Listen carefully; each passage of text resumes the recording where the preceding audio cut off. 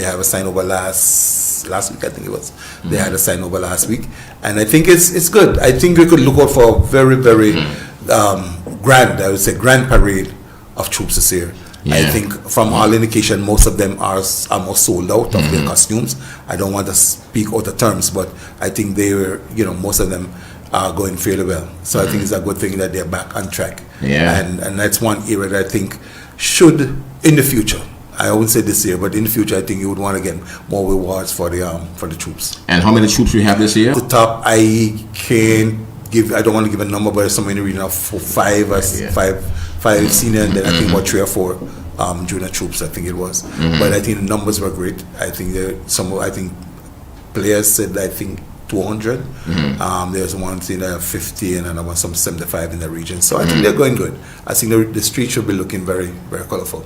Yeah. The Carmel passport that you worked on, I think I've not heard you on that for a bit. Right. Where are we with that now? And that's to some extent was kind of deliberate that we kind of pulled back a little bit.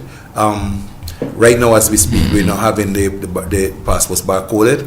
We had a little bit of a delay with the technical aspect.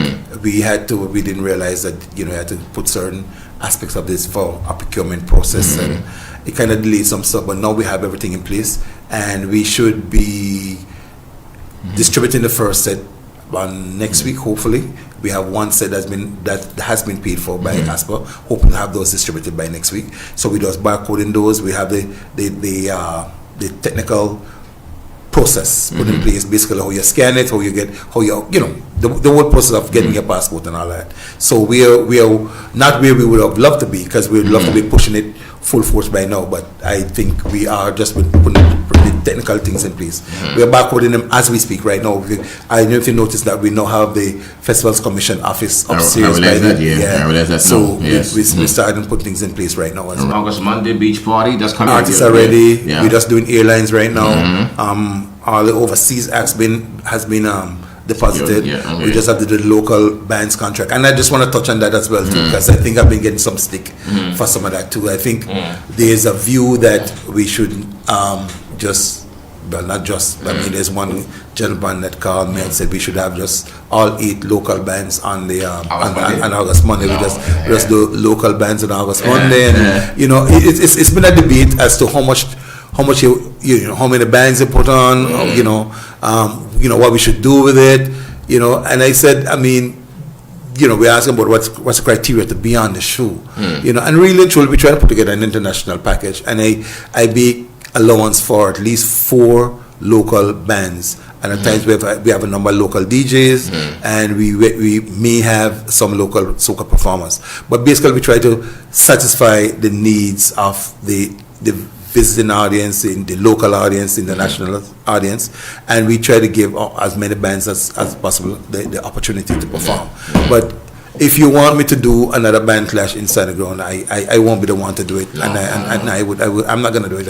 I would apologize for that, really. It just that we have to put together a package that's attractive, and we look at what's out there. And what I try to do first is look at the local shows that are being paid. If we have Eyes Wide Shut, you might have, like they say, you have the Wet Fete, you have the Cooler Fete. What I do is that I allow all of these entities to book their acts first, and then those artists that they do not book, or they're not within their capacity to do, then I look to book some of those artists and bring them for the show, because it's a free show. Yeah. August Monday, I think we did release the lineup some time back. We have Nadia Baston, T-Vice, GBN Neutron, Freetown Collective, WCK, Grandmasters. We have locally PVI, HD, Veer Music, Synergy. We have DJ Sugar, DJ Avalanche, DJ Siles, DJ Tights. So we basically have a full lineup. It's a 12 midday to 12 midnight. So basically we have a full package.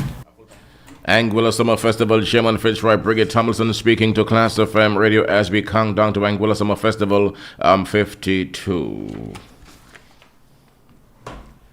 The Anguilla government recently hosted a technical mission from International Monetary Fund (IMF) and the CARTAC, the IMF Regional Technical Assistance Center for the Caribbean, focused on the design and establishment of the Anguilla proposed Sovereign Wealth Fund and Development Fund. The mission forms part of the government efforts to strengthen the management of extraordinary revenues and ensure that current fiscal gains are translated into long-term benefits for present and future generations.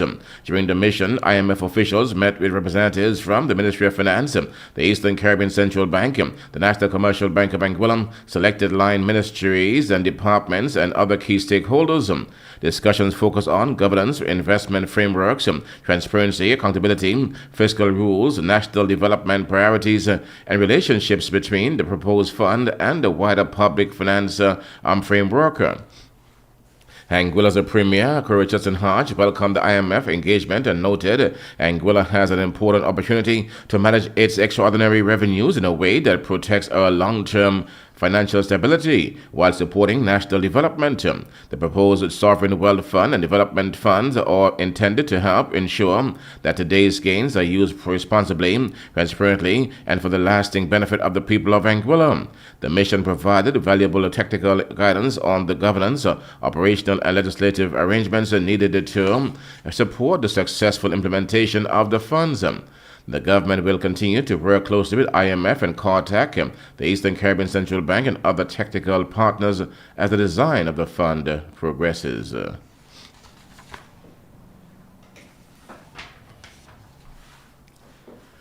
And from June 16 to 18, Anguilla successfully hosted the second National Risk Assessment utilizing the World Bank Assessment Tools. The initiative brought together representatives from both the public and private sectors to evaluate the jurisdiction, money laundering, and terrorist financing risks through a series of workshops facilitated by the World Bank experts. The NRA is a critical component of Anguilla's commitment to meeting international standards established by the Financial Action Task Force.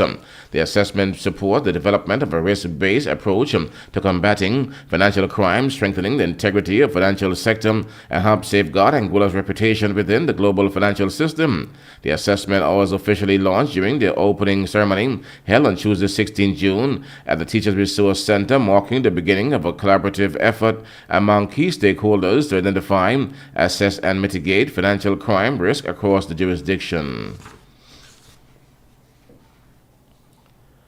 The government of Anguilla has officially launched the Med Access Pilot Project, a new initiative designed to provide uninsured Anguillans living with hypertension and diabetes with access to essential medication. The program represents an important step towards improving healthcare access, supporting the preventative care, and enhancing the quality of life for residents in managing chronic illnesses. The pilot project will also help government and healthcare partners gather valuable data to better understand the needs of uninsured residents and guide the future expansion of healthcare support programs across the island. Senior government health advisor and Anguilla United Front single island-wide member of the Anguilla House of Assembly, Evan McNeely Rogers, in a Ministry of Health comprehensive update, described the officially launched Med Access Pilot Project as a significant development. Launch of the Anguilla Med Access, the official launch right here, significant, and it was heartfelt in the sense that a number of cards were given out to Anguillians who qualify for the program. I would have said it here in previous press conferences that Anguillians under the age of 70 without any insurance at all, uninsured, who are diabetic and hypertensive. This program in its first phase is for you, and that the two private pharmacies along with the public pharmacy is involved in dispensing the medication to our Anguillians who are uncovered or uninsured going forward. Because of some technical difficulties, we were unable to have the shops join us live because they are the ones who would have financed this program for the first 12 months, the pilot program. And I did reach out to them for them to be able to join us, live while the the ceremony was taking place. They were not able to do that, but of course, technology is what it is today. I'm able to share the live with them so they will have a chance to look at it. But in the interim, they would have sent me a message which I would like to convey to the people of Anguilla, to the government and people of Anguilla. And I quote, "We are doing this because we love Anguilla and its people. We want to help the people of Anguilla, and we hope that they prosper from this gift of ours to them. We look forward to continue working with the people of Anguilla as we move forward to improve the quality of healthcare for all its citizens." For that, I would want to reiterate our thanks and our appreciation for this noble gesture that the Sharps would have given us. I went this morning during my presentation, I said that I wasn't the premier, but I would advance the notion of having June 15th. This is the middle of the year. We call it the Sharps Day in Anguilla. I also apologize for not being able to, launch the mammography day as well. The equipment that they would have donated to the people of Anguilla to the tune of over $680,000 with 5-year warranty, parts and labor covered. The reason for that is because we are awaiting a module so that all the specs of the instrument can be utilized. Not that it isn't working or available at the moment, but this module would increase the capacity. And I think that having it totally completed, then we will launch that program as well. So we wanted to launch both of them today, mid-year, mid-month, mid-year. But we'll do that hopefully before the end of this month. And it will be a 3-week period where anyone would be able, in Anguilla, would be able to go and get the mammography exam done free of cost. And a lot of males in this room, but there's breast cancer in men too, even though it's rare. So, we are encouraging all of the individuals on island to really do their assessment. And again, to thank the Sharps and everyone who was involved in terms of the ministry, in terms of the Department of Health Services, and so on and so forth. And just to say that as we go along, improving the quality of services, whether it's through human resource improvement, equipment, instrumentation, and so on and so forth, to move this country forward. And to let you all know, maybe I did before, I was talking about soft skills training. You all would have heard that on the 2nd of this month it began. It is in progress as we speak through the Anguilla Community College. And that in itself is another aspect of improving the quality of healthcare in Anguilla.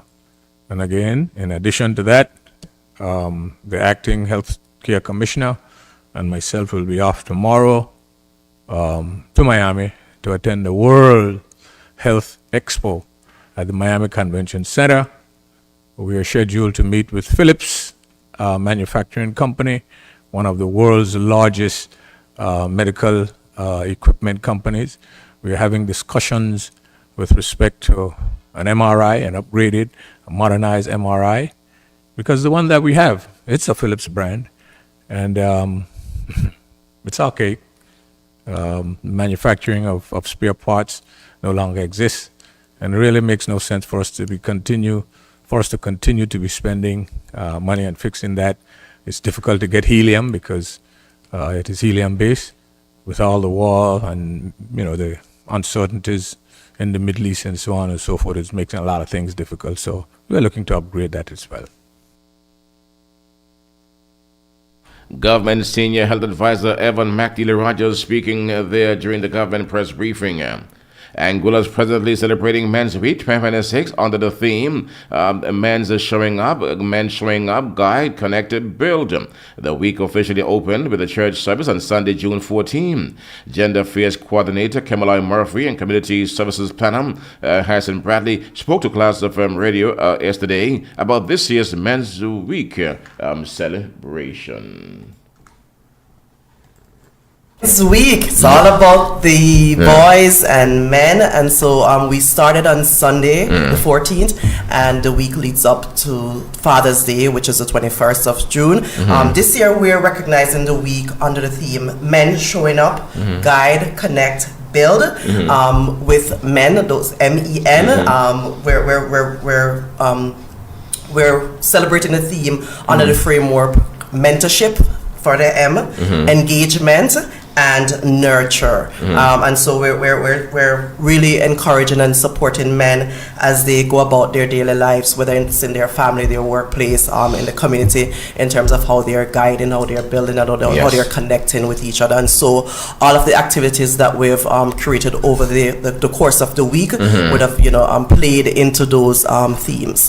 Those themes. As Kim said, we have created. I just want to say that it's Men's Week, and it's kind of ironic that we have two as women here with us by nature of office. But we also have a colleague in my unit, John Douglas, that's very much involved in the planning. But more so, even as we're leading on the initiative of Men's Week, the men are very much involved in the planning, the preparation, informing what we do, and all of those activities are for men, but more so they're also guided by men, they're also informed by men. Yes. And as Kim said, we started off on Sunday, and we're going through Sunday. So, and we wanted to ensure every year as the year continues, we want to ensure that we continue to expand the representation of men. We continue to let communities know, that families know the significant importance of a man and a boy child. And this week we're looking to having some awesome engagement. Started off really well. Even last night, Hammer, thanks for passing by. We had in excess of 25 men at one of our session, and Kim will share briefly on some of the other engagements she's been having this week before we really dovetail into this weekend that we really want to spend a little time. As Haya would have just mentioned, last night we did have an engagement upstairs, Good Cause. Because what we've realized in our engagement with men as women, I think it's easy for women to just talk and have that emotional connection and everything. But we want an opportunity to have us as women understand that it's very important, it's really critical to also listen to men. We don't always have to talk as a woman. Sometimes just give them the platform, give them the place at the table, and let them talk so we could hear them. Because it starts with conversation. Whatever progress, whatever change we want to make in terms of awareness and empowerment, etc., it starts with conversation. And why not a conversation with men, by men, that will then translate into with men and women, led by men, and that's what we're really trying to channel and expand on. Yes, and so that was just part one. We'll be expanding that initiative and also introducing women as well in those conversations, because as Haya just said, it's all about building communication and conversation around some of the issues surrounding men as well. And so we've also been partnering with the National Chronic Disease Unit with our yearly mentors, where we engage with men in their workplace, particularly in the hospitality industry. And so we started off on Tuesday at Cap Jaluka, and on Wednesday we went to Aurora. Tomorrow we're going to be at Zemi Beach and also at Maliana, and then next week at Four Seasons. And those sessions are led by two of our awardees, Joshua Gums and Philippe Delaney. And I'll tell you, the conversations have been rich. As a matter of fact, they asked us to be excused from the room, and they've just been, encouraging, motivating, and having those intimate discussions amongst themselves. And the feedback that we've been receiving has been really good as well. And they're asking for more of those sessions. And I just want to, while I have the platform right now, to just say thanks to those partners, those hospitality partners who have come come on board with us here of the year to provide that space at the workplace for these types of important conversations. Overall, the management of all of those properties, they understand the importance of providing those intimate spaces for their staff, and so we're pleased to see that happening in our community at the moment. Gender Affairs Coordinator Caroline Murphy and Community Services Planning Unit Planning Officer Planner Hyacinth Bradley speaking to Klass FM Radio. The Anguilla Social Security Board has announced the sponsorship of the upcoming Boys Brigade Eastern and Southern Caribbean Region Boys Camp with a U.S. $1,000 contribution. The regional camp will be held in Anguilla from July 17 to 27 and is expected to bring together approximately 150 boys and officers from across the Caribbean. The event also coincides with the 70th anniversary of the Boys Brigade in Anguilla, marking a significant milestone for the organization and the island. The Boys Brigade has played a key role in youth development in Anguilla for decades, promoting leadership, discipline, Christian values, and good citizenship among young people. Through this sponsorship, the ASSB is supporting an initiative that fosters youth growth and development while promoting regional fellowship and a cultural exchange. The ASSB recognizes the value of investing in programs that empower young people and strengthen communities and is proud to partner with organizations that share these objectives. The board extends its best wishes to the organizers and participants for a successful and memorable camp experience. The Eastern Caribbean Central Bank, the ECCB, of which Anguilla is a member country, has announced the recipient of the 2026 prestigious Eastern Caribbean Central Bank Thomas De La Rue Scholarship. And Thomas De La Rue is the company that makes the Eastern Caribbean dollars. And following a rigorous assessment process, Philip John of St. Vincent and the Grenadines emerged as a successful candidate based on his fulfillment of the scholarship criteria and overall assessment results. John is pursuing a Master's of Science degree in Environmental Data Science and Machine Learning at the Imperial College London, one of the world's leading institutions for science, technology, and innovation. The ACCB Thomas De La Rue Scholarship was relaunched in 2025 on the revised aid memoir to support outstanding citizens of the Eastern Caribbean Currency Union who demonstrate academic excellence, leadership potential, and a commitment to advancing the development of the currency union. Preference is given to applicants pursuing graduate studies in the following fields: economics with the specialization in monetary economics, financial economics, econometrics, finance, public finance, regional integration, tourism economics, energy economics, or development economics.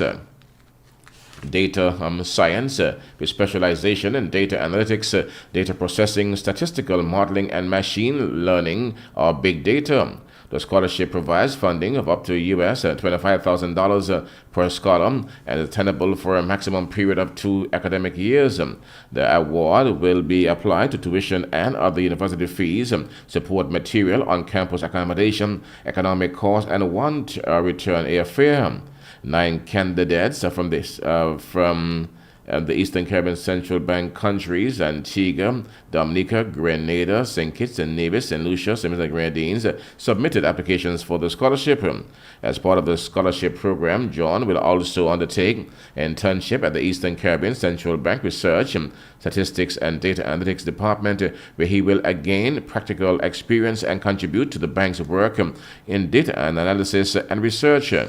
In keeping with the scholarship development objectives, recipients are required upon completion of their studies to work in any Eastern Caribbean Central Bank member country for a minimum period of equivalent to the length of their studies plus 1 additional year.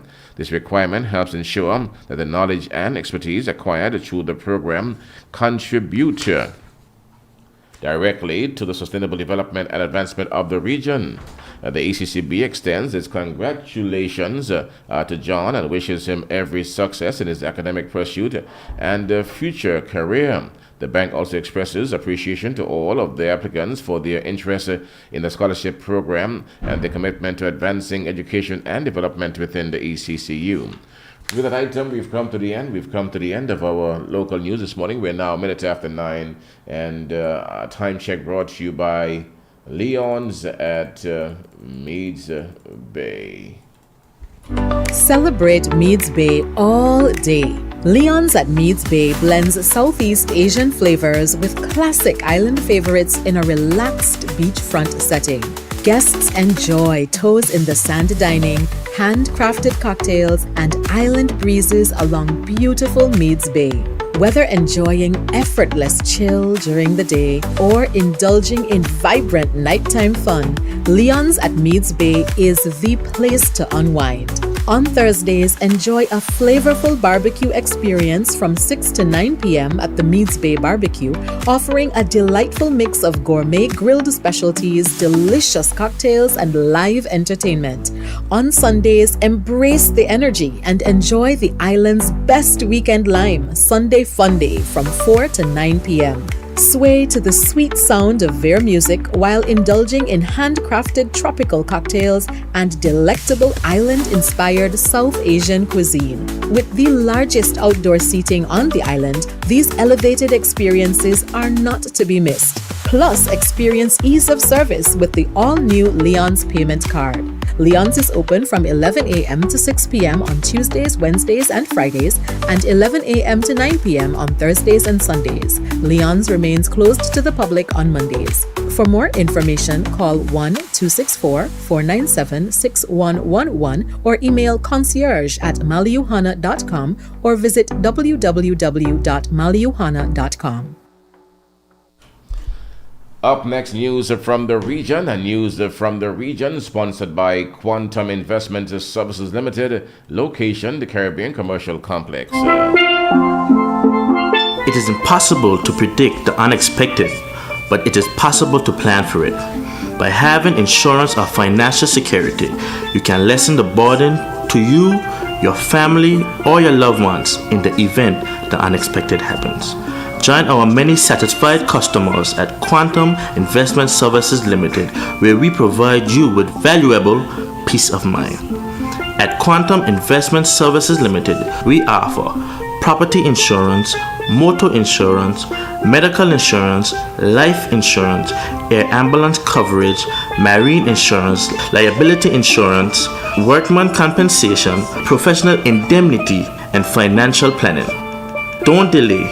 Contact us today for your free quote by calling us at 264-497-7500 or 264-497-7510 or email us at info@quantumaxa.com.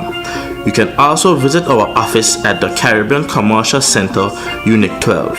Quantum Investment Services Limited, protecting you and your investment.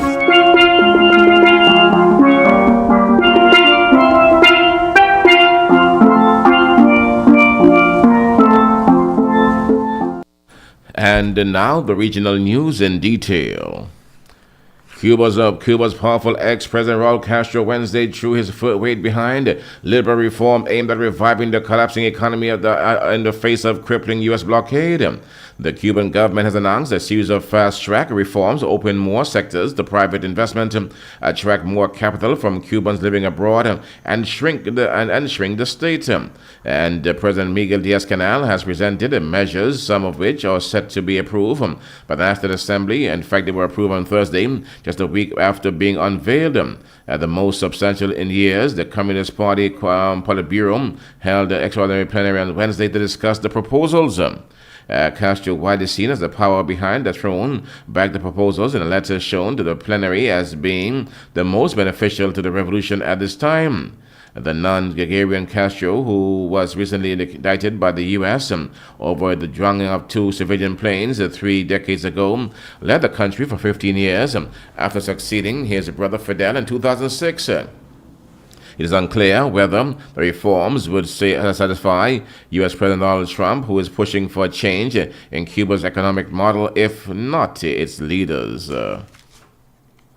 The era of predictable rules-based global trade and that sustained international commerce for the past 30 years is officially over, replaced by the enduring leverage-based transactional system from Washington. Speaking on Wednesday at the World Trade Center, Georgetown, Guyana, Growing Business with the United States session, Arun Vikram, a former head of the U.S. Foreign Commercial Service, warned Guyanese private sector leaders that the aggressive American First tariff and trade regime of the Trump administration represents a structural realignment of global economic rather than a temporary disruption.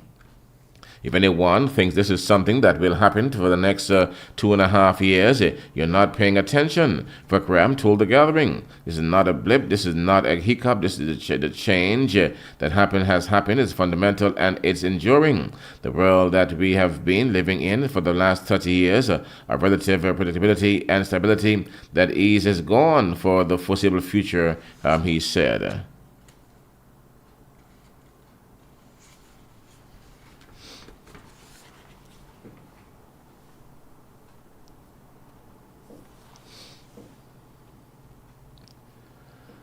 The Grenada government Wednesday defended its policy of seeking to deepen diplomatic and other relations with the African continent, condemning those whom it said were not in favor of establishing relations with people from the mother continent. Foreign Affairs, Trade and Export Development Minister Joseph Andal told the news conference that he was disappointed at the concerning Grenada visa policy. Andal said that the objective of Grenada's foreign policy initiative was to encourage movement of people, movement of goods and services.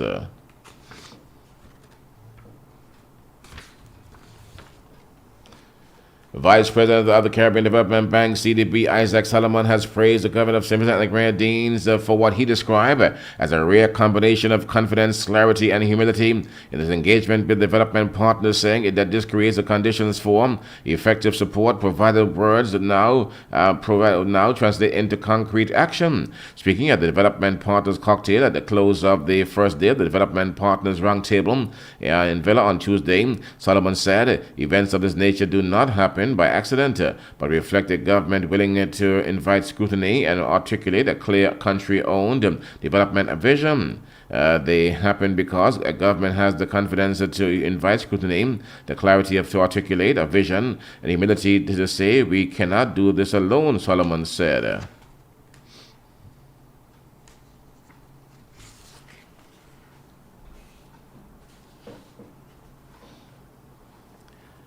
Barbados will require an estimated $23 billion in public and private investment to achieve its climate agenda by 2035, with the government pursuing new financing mechanisms to strengthen resilience before disaster occur, Finance Minister Ryan Strawn has told the Climate Forum. And he disclosed the figure on Wednesday during the two-day Climate Smart Summit at the Hilton Barbados Resort, outlining what he described as the next major challenge facing small island developing states.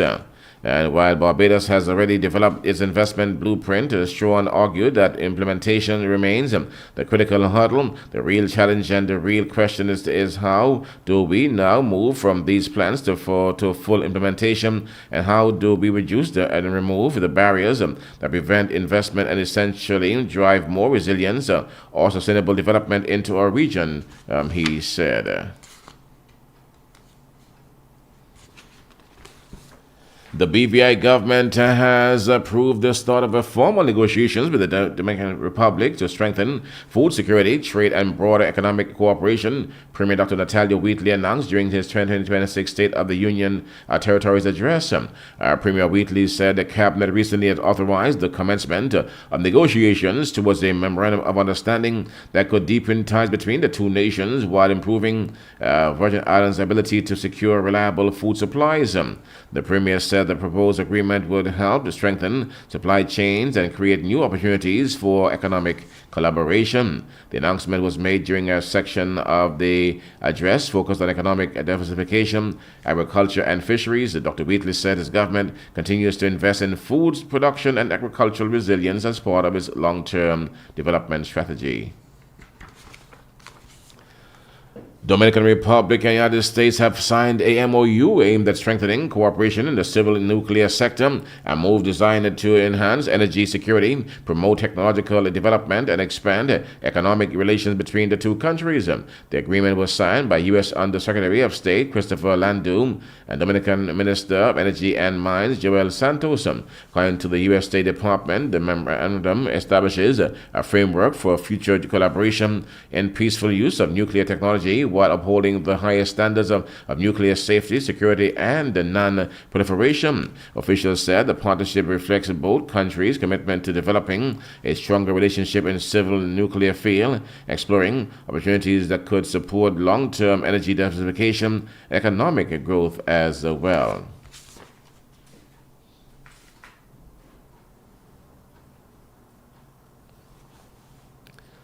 Jamaica's Minister of National Security and Peace, Dr. Harris Chan, on Wednesday rejected the reports that Jamaica is in discussion to accept up to 10,000 deportees from the United States.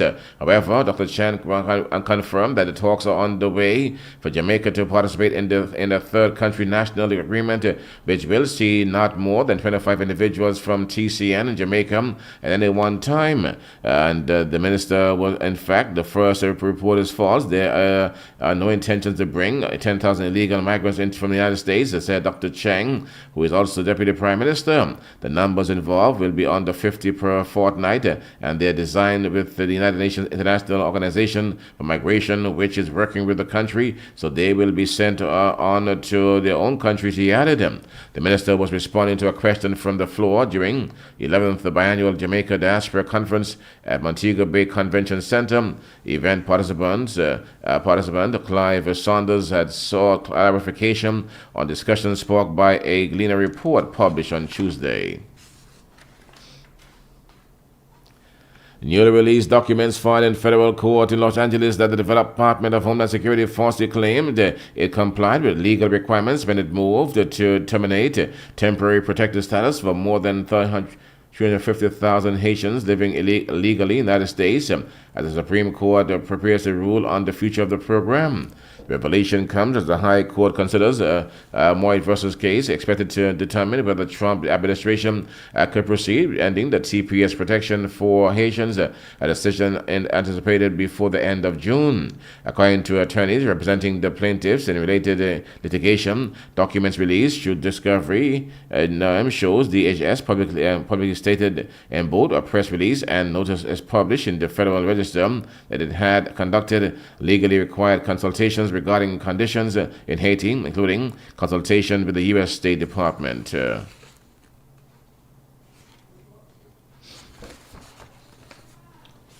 Nevis Premier Mark Brantley continues to urge citizens of St. Kitts and Nevis and the region to be mindful of the continuously impending consequences of the various wars and conflicts affecting global markets.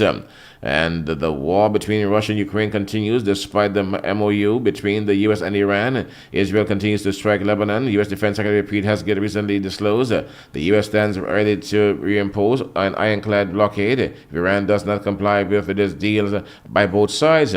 The dynamic nature of the conflict has created a volatile global market that not only affects fuel prices, but also a myriad of intersecting industries that have raised global living standards, he said.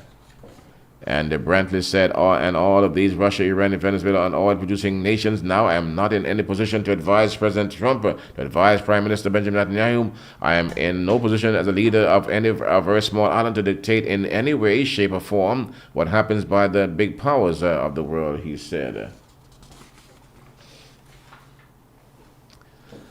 And the Barbados Minister of Legal Affairs and Criminal Justice, Michael Lashley, has sought to allay concerns raised by some attorneys over the government plan to establish two gun crime courts, insisting that staffing and operational solutions have already been identified. Speaking at the Senate on Wednesday as he presented the Supreme Court Judicature Amendment Bill, Lashley said specialized courts would be adequately resourced from the onset, with personnel drawn from outside the existing criminal justice system. Barbados Food and Agricultural Organization the OAS has hailed the late Chief Fisheries Officer, Dr. Shelley Ann Cox, as a visionary leader whose work helped reshape fisheries policy and sustainability efforts in Barbados while influencing development across the region. In a tribute following her sudden passing, FAO said Dr. Cox was an invaluable strategic partner who played a pivotal role in advancing sustainable fisheries and aquaculture through innovative policies, stronger governance, and commitment to the long-term development of the sector. The team at the Food and Agricultural Organization of the United Nations in Barbados and the regions are deeply saddened by the sudden passing of Dr. Shelley Ann Cox, Barbados Chief Fisheries Officer. Since her appointment, we have worked closely with Dr. Cox as partners, as allies, to enhance the fisheries sector of Barbados and the Eastern Caribbean. She was also an invaluable strategic partner in advancing fisheries and aquaculture towards sustainability under the Blue Transformation approach, the FAO said in their tribute.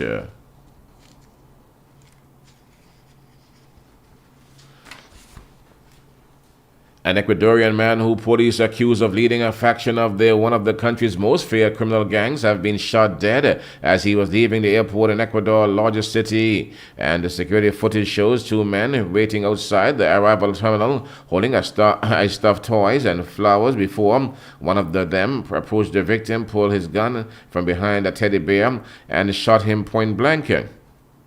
Police have detained two teenagers in connection with the crime. The latest in a widespread wave of gang violence. The latest deadly shooting came just a day after Ecuador president declared a fresh state of emergency in 10 provinces, including that area where the attack was unfolded.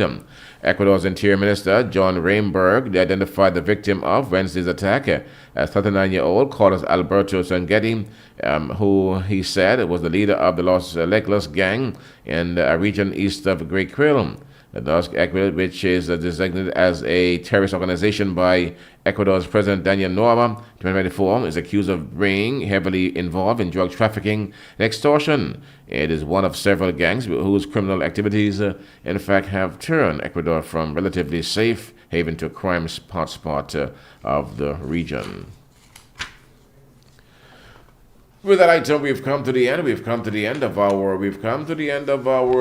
news from the region, sponsored by Quantum Investment Services Limited, location the Caribbean Commercial Complex. And now this morning, and time check to 19, make it 18 down 9. Time check brought to you by Aurora Anguilla Resort and Golf Club. Now to the sports world this morning. Colombia Old Guard led a 3-1 win against World Cup debutants Uzbekistan, ensuring that they did not commit the same mistake as fellow Group K side Portugal in underestimating their opponents.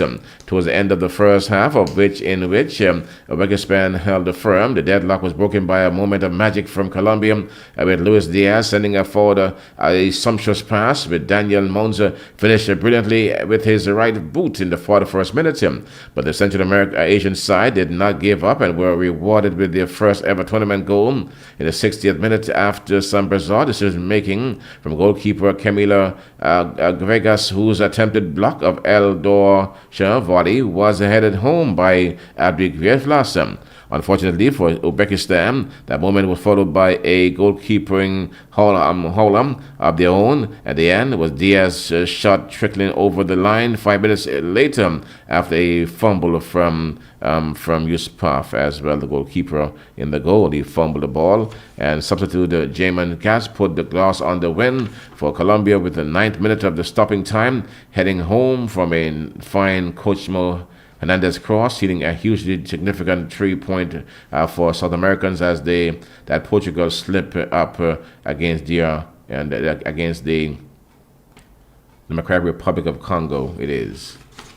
Meanwhile, Lionel Messi's father is recovering from a health issue and evolving favorably. His family said in a statement yesterday. The family said yesterday that George was on the medical to follow up and asked for privacy, did not specify the nature of his health issue. Speculation about the health of George intensified after Lionel Messi wiped away tears from his shirt after scoring Argentina's first goal against Algeria at the World Cup last Tuesday. My tears after the first goal. I have had some tough days. It wasn't related to football, and these feelings were because of that. Messi said, I thank my teammates, the coaching staff, and the delegation for helping me. The family statement released by Messi's media office came on the same day that reports of George's death circulated in Argentina. At times, we ask for responsibility, prudence, and humanity. The family said a person's health and the peace of mind of their loved ones should not be the subject of speculation or irresponsible media interest, they said. George Messi played a key role in his son's career, acting as his agent and managing his business affairs off the field as well.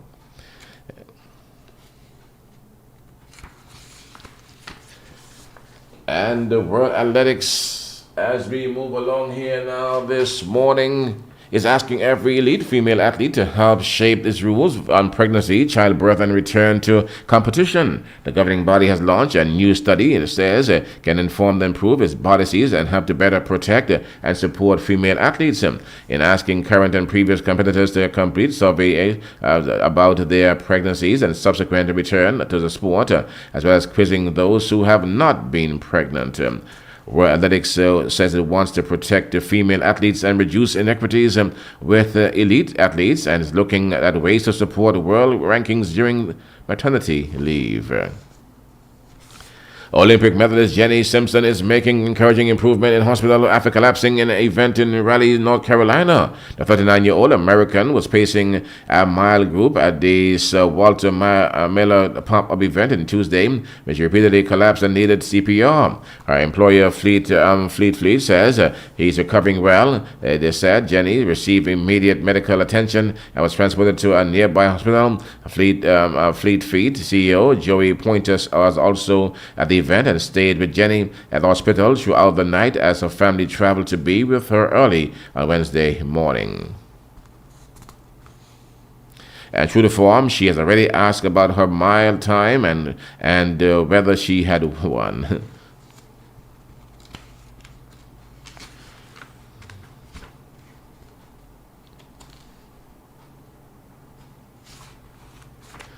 England are in a dire position against New Zealand after spiraling from a chaotic morning to unwon on day 2 of the second cricket test at Oval in London, and they're following an encouraging first day in performance from the team without captain Ben Stokes. England surrendered the initiative through strange tactics, a crucial drop catch and a wonderful maiden test century from Glenn Phillips. It meant that New Zealand were able to move from their overnight 291 for 7 to 391 all out, though Emilio Gay made a half century and stand-in captain Joe Root 46. England lost 3 wickets for 35 runs that have slipped to 175 for 5. And when James Rev gloved the hostile Will O'Rourke late in the day, England were left 222 for 6, 169 behind, with tail they exposed. Jordan Cox is unbeaten on 22 alongside Jafar Archer on 0. Ben Stokes could return as England captain in cricket earlier next week for the third test against New Zealand at Trent Bridge. Stokes and the pace bowler Gus Atkinson are under investigation for their part in the incident in the London nightclub when they broke England midnight curfew. It's understood the process is progressing to a point where a path for the pair to come back is cleared, although an official announcement may not arrive until the conclusion of the ongoing second test at the Oval. While all outcomes remains possible, there's a growing likelihood Stokes is back to lead England Nottingham with a match starts on Thursday 25th of June. Stokes and Atkinson have been made unavailable for the second test pending the investigation. Celebrating England's victory in the first test, they stayed out beyond the curfew and were present when a member of the security staff was struck by a second rugby player. Although they have been prevented from playing for England at the Oval, they remain available to play domestic cricket. With that item, we've come to the end. We've come to the end of our sports. Also here where we conclude the news package for this morning. Going out now, we take a look at our big stories. And from the local scene here now this morning, I'll tell you now that preparations are in place for the staging of this year's highly anticipated Anguilla Summer Festival 52. And also to say that the government of Anguilla recently hosted a technical mission from the International Monetary Fund, IMF, and CARTAC, IMF Regional Technical Assistance Center for the Caribbean, focus on design and establishment of Anguilla's proposed Sovereign Wealth Fund and Development Fund. And from the region, Cuba's powerful ex-president Raul Castro on Wednesday threw his weight behind liberal reforms aimed at reviving the collapsing economy in the face of a crippling U.S. blockade. And in sports, Colombia's old guard led them to a 3-1 win against the World Cup debutants Uzbekistan, ensuring that they did not commit the same mistake as fellow Group C or K side Portugal in underestimating their opponents. That's the Klass newscast here for this morning. Say that out that you can join us here this evening at 7, God's willing, for another presentation. We thank you for listening. Up next, your weather report, and your weather report is sponsored by Sandy Island Beach Bar Restaurant, the home of seafood, lobsters, crayfish, conchs, wills, all the good stuff. You owe it to yourself and your loved ones too to have that experience as soon as possible. So Sandy Island is a place to be at for sure. It's a great place to be at. That's where you go to unwind. If you live a hectic life, you're on the move. You're on the move all the time. Well, Sandy Island represents one of those experiences. I call it a charger experience, where you can just hit the charger, relax yourself, rejuvenate, and come again, refresh yourself too. It's a great place to be at. It's lovely Sandy Island. Weatherman says here that the pockets of low-level moisture embedded within a moderate to fresh wind flow will continue to traverse the area and could lead to a moderate chance of sharp activity over and around the islands periodically for the next 24 hours. Today, weather, partly cloudy skies with brief cloudy spells and a 60% or moderate chance of brief passing showers. Tonight, weather, fair to partly cloudy skies in general with a 40% or moderate chance of brief overnight showers. Winds are east at around 7 to 18 miles per hour, gusting as high as 30 miles per hour, mainly over open waters and elevated terrain. Seas around 4 to 6 feet high. Sunset today will be at 6:51 p.m. Sunrise tomorrow will be at 5:38 a.m. Weather report. Weather sponsored by Sandy Island Beach Bar and Restaurant. Klass FM here in the morning time now. 27 down after the 9 o'clock hour. So, folks, at this point we will pause for these death announcements.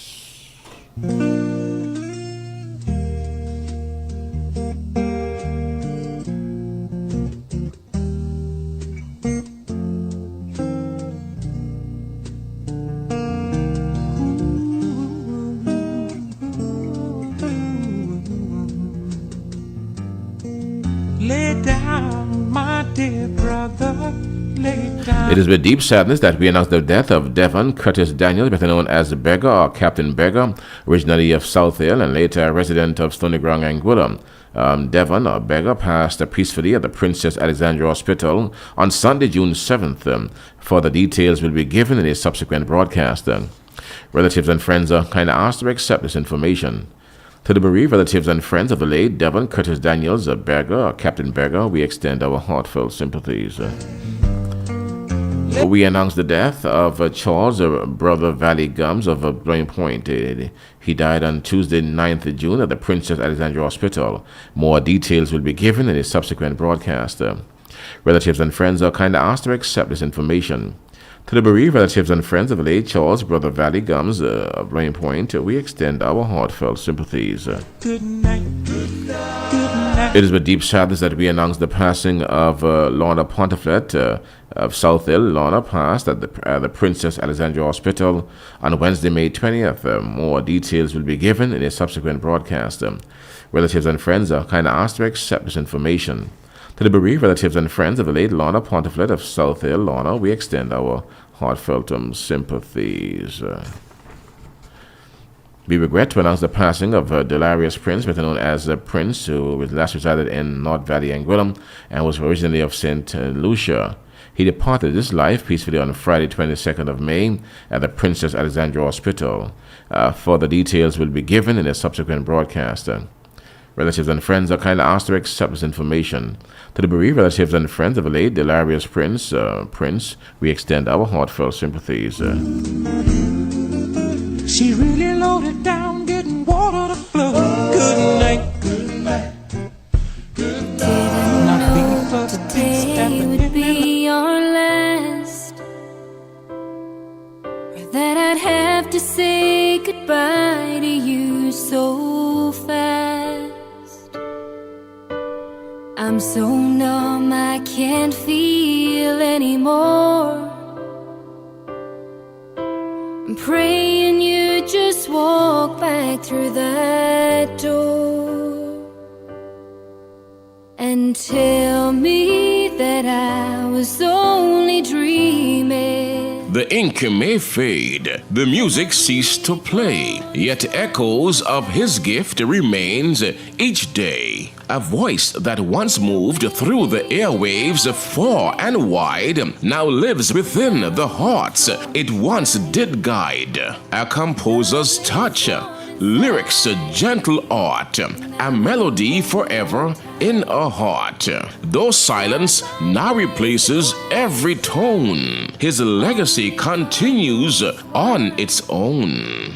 It is with deep sadness that we announce the passing of Leroy, Brother Lee, Lee 1, Whitty Richardson. Sunrise, March 12, 1956. Sunset, June 6, 2026. Viewing for the late Leroy Richardson, Brother Lee, will be held on Friday, July 10, followed by a homegoing celebration on Saturday, July 11, 2026. Further details will be furnished in a subsequent announcement. The family thanks everyone for their prayers, love, and support during this time of bereavement. His pen is still, his song complete, but his legacy will forever speak. You as close as I can, longing for the day when I see your face again. But until then, God must need another angel around the throne tonight. Your love lives on inside of me, and I will hold on tight. I didn't know today would be our last, or that I'd have to say goodbye to you so fast. The Brooks family of South Hill wishes to announce the passing of their beloved Preston Diedrich Brooks, also known as Bubba or Rastaman. His sunrise was on January the 5th, 1973, sunset May 14th, 2026. He leaves to mourn his wife, Lisa Thompson Brooks, son, Caron Brooks, mother, Evelyn Elaine Brooks, father, Diedrich Valentine Brooks, also known as Valley. Special children, Alyssa Richardson Wyatt and Calvin Fleming. Sister, Elaine Carty. Brother, Houston Brooks. Sister-in-law, Kemisha Brooks. Brother-in-law, Vernon Carty, also known as Twitty. Grandchild, Kai Preston C.U. Brooks. Special grandchildren, London and Rome Wyatt. Nieces, Twedicia Carty and Kaimari Brooks. Nephews, Tavon Carty, Tashawn and Kaimari Brooks. Aunts, Ramona, Alicia, Linda, and Rosita Brooks, and the late Sonia Brooks in Anguilla, Mary, Jacqueline, and the late Teresita Richardson in St. Martin. Uncles, Clarence Brooks, David Brooks, Fuzzy, Stafford Brooks, Chippy, and Austin Brooks in Anguilla, Florio, Carlo, Miguel, Dennis, and Romaine Richardson in St. Martin. Cousins, Denise Brooks and the family, Sherry Brooks and the family, Sheldon Brooks and the family, Daniel Gomes and the family, Tyrone Brooks and the family, Candace Hughes and the family, Shalice Niles and the family, Travis Carty and the family, Tanya Mason and the family, Nadia, Cody and the family, Valentine Brooks and the family, Tashanta Brooks and the family, Shamel Brooks and the family, Nikima Gomes and the family, Stafford Brooks and family, and Tashana Brooks, Austin Rogers, Leon Lee Carty Brooks, Claudia Brooks and family, Claude Brooks and family, Fidelia Germain, Frederick Francois Carmen, Jolette and Kimberly Richardson, Marvis and Anderson Hughes,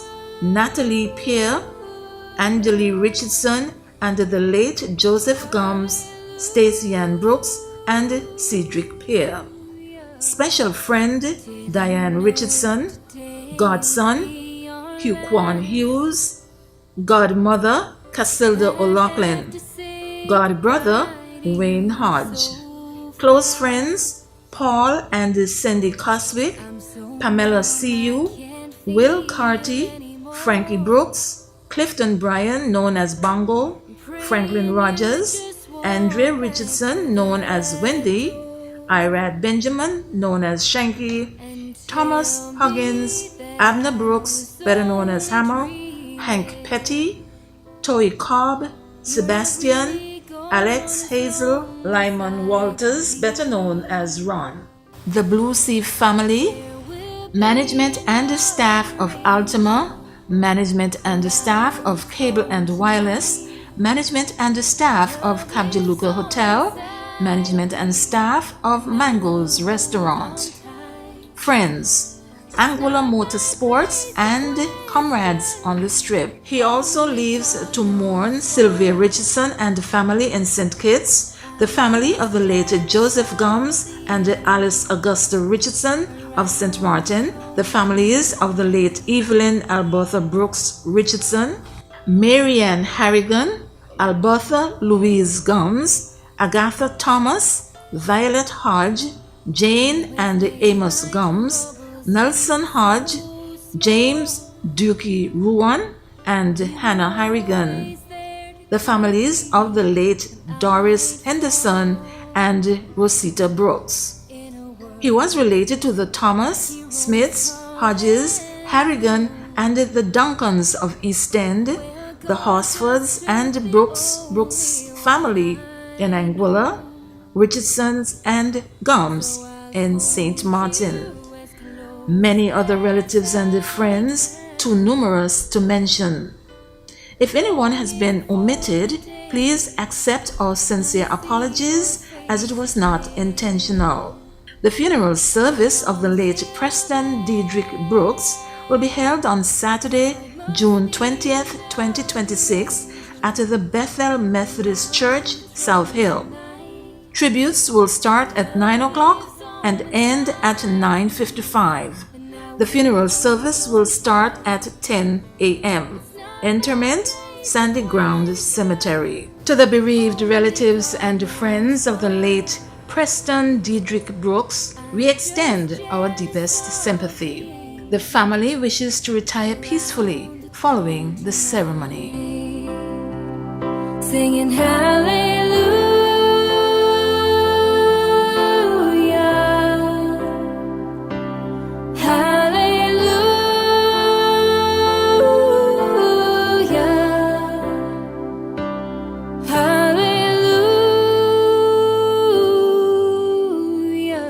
And to all those who mourn at this time, we extend our heartfelt sympathies.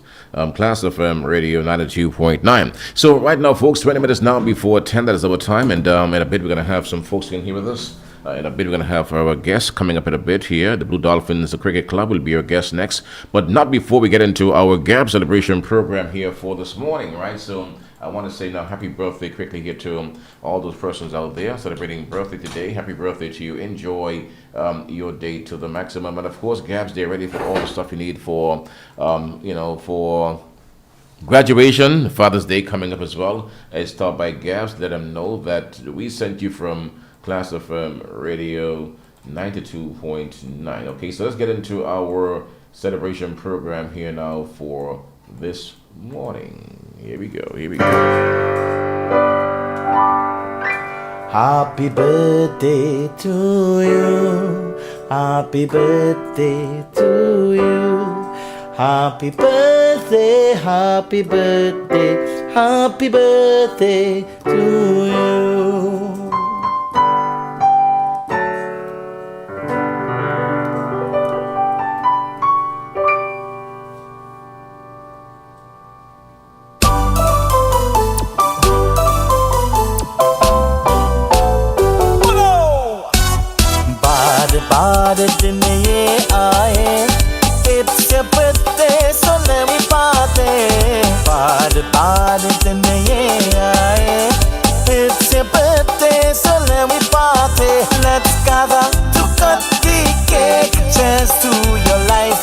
Okay, well, I got to say, let me now say good morning and happy birthday. We extend now to Lakeisha Hughes Proctor from your family circle, and the Busbys, Jessica Lake from your mom, Dolores and the Busbys, also Trevanisha Carty from the Busbys, Yarmila Hodge, Jamel Lake, Jamie Julius, Javel Lake, Kim Frank, Tatiana Liebud, Ambrose Richardson from the clergy and congregation of the Ebenezer Methodist Church, Lee Sean Anderson, and all other birthday and anniversary celebrants out there. And today, kind of keeping in memoriam Preston Diedrich Brooks, schoolmate Preston, who will be laid to rest tomorrow, Saturday, June 20th. May his soul rest in perpetual peace. All right. And the quote of the day goes like this: everyone has a story to tell, a lesson to teach, and the wisdom to share.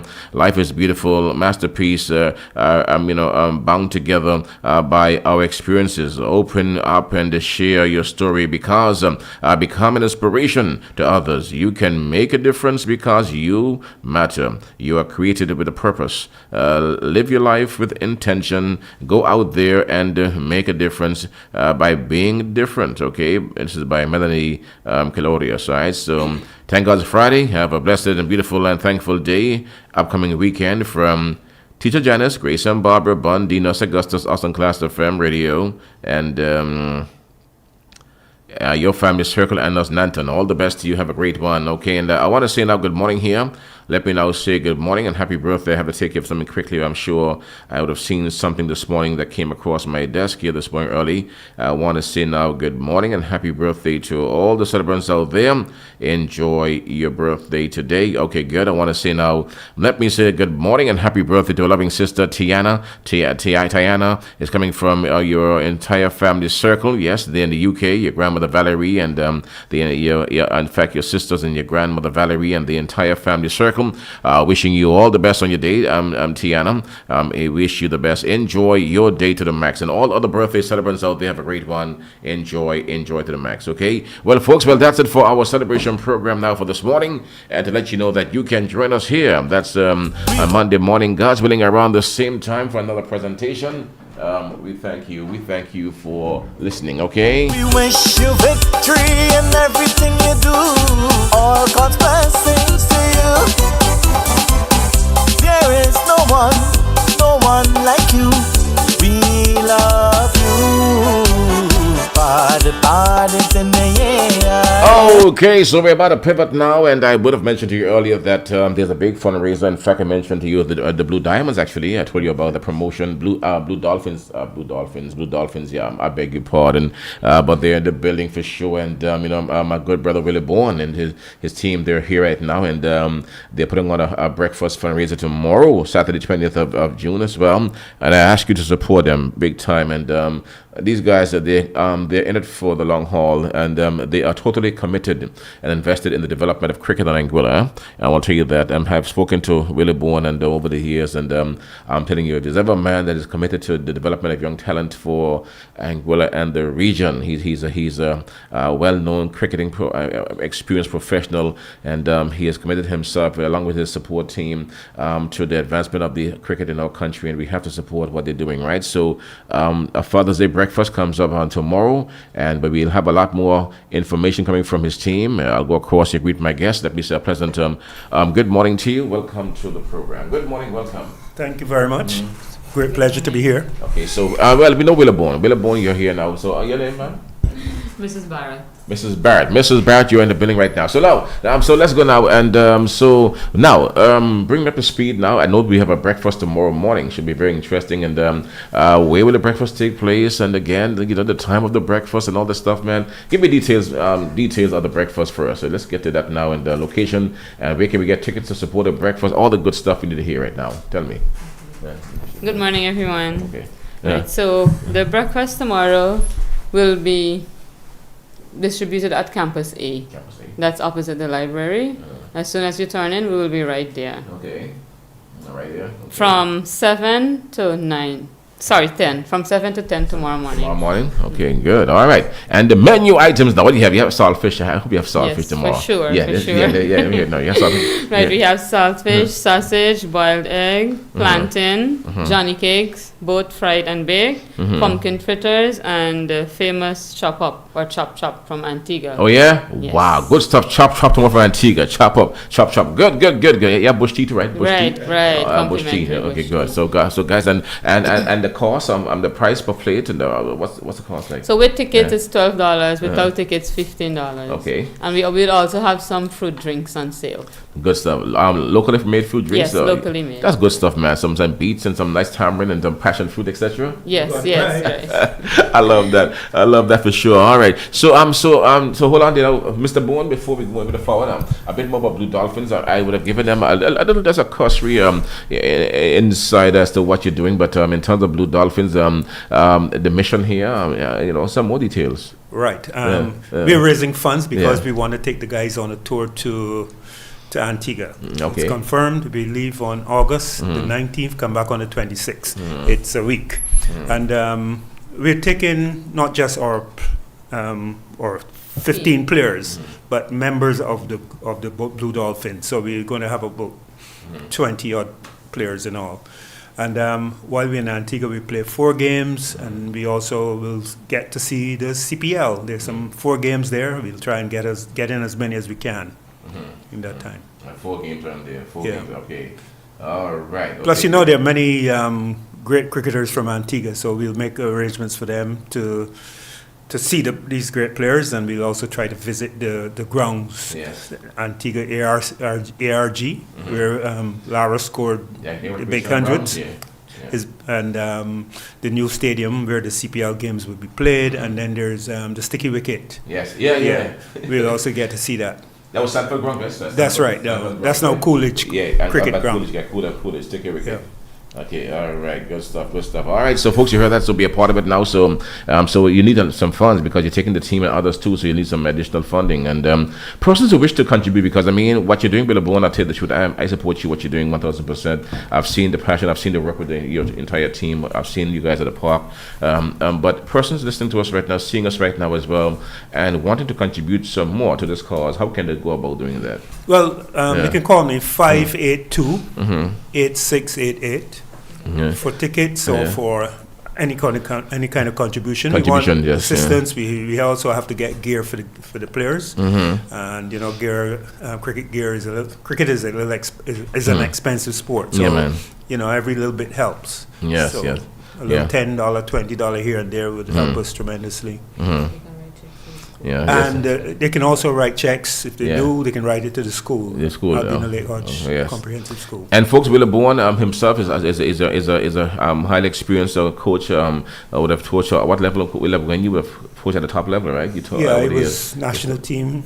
Barbados national team coach. I also coached West Indies A. West Indies on the 19, on the 15, and on the 15 team. When we went to England, we would have had Shaka Hodge with us. Yes. So Willie want to help us, folks, and he's helping our youngsters in Anguilla. And who among the kids in your camp right now? The bright stars, the guys who are emerging, who are promising names that we should look out for? Well, we have the Neckles boys. There are three boys, Neckles.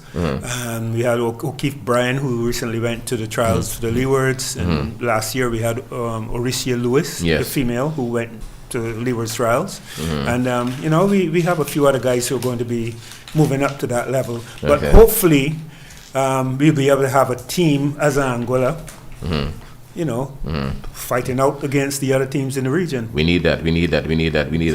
Okay, all right. Now, in terms of, back to you now, Miss... no, you have another name to it. I don't this is Barrett, but there's another name that I know you by too. That is the more popular name. What's it again? Do you have another name, man? My first name is Dearani. Yes, man. That's the name that you by. Dearani. I know this brought some. I know Dearani. Okay, all right. Okay, so Dearani. In terms of the food you mentioned a while ago, the Antiguan chop up. What is that about? What is that about? Chop up in that dish. What is it? Oh, it's it's a vegetable aspect. So it's boiled and then mashed together. So all the local vegetables that we can find in Anguilla. I'm sure we're gonna get eggplant, spinach, okra, pumpkin. Right.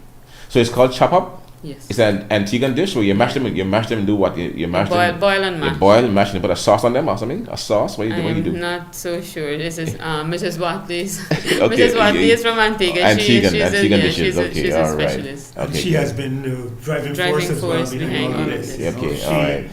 When we go to Antigua, we're guests of Liberta Black Hawks Cricket Club. Okay, good. And her brother, Kenny Benjamin. Oh, Kenny. Kenny, that's right, yeah. So, whoa. You know, we're going to get some good... You're going to the right place. Yeah, Kenny.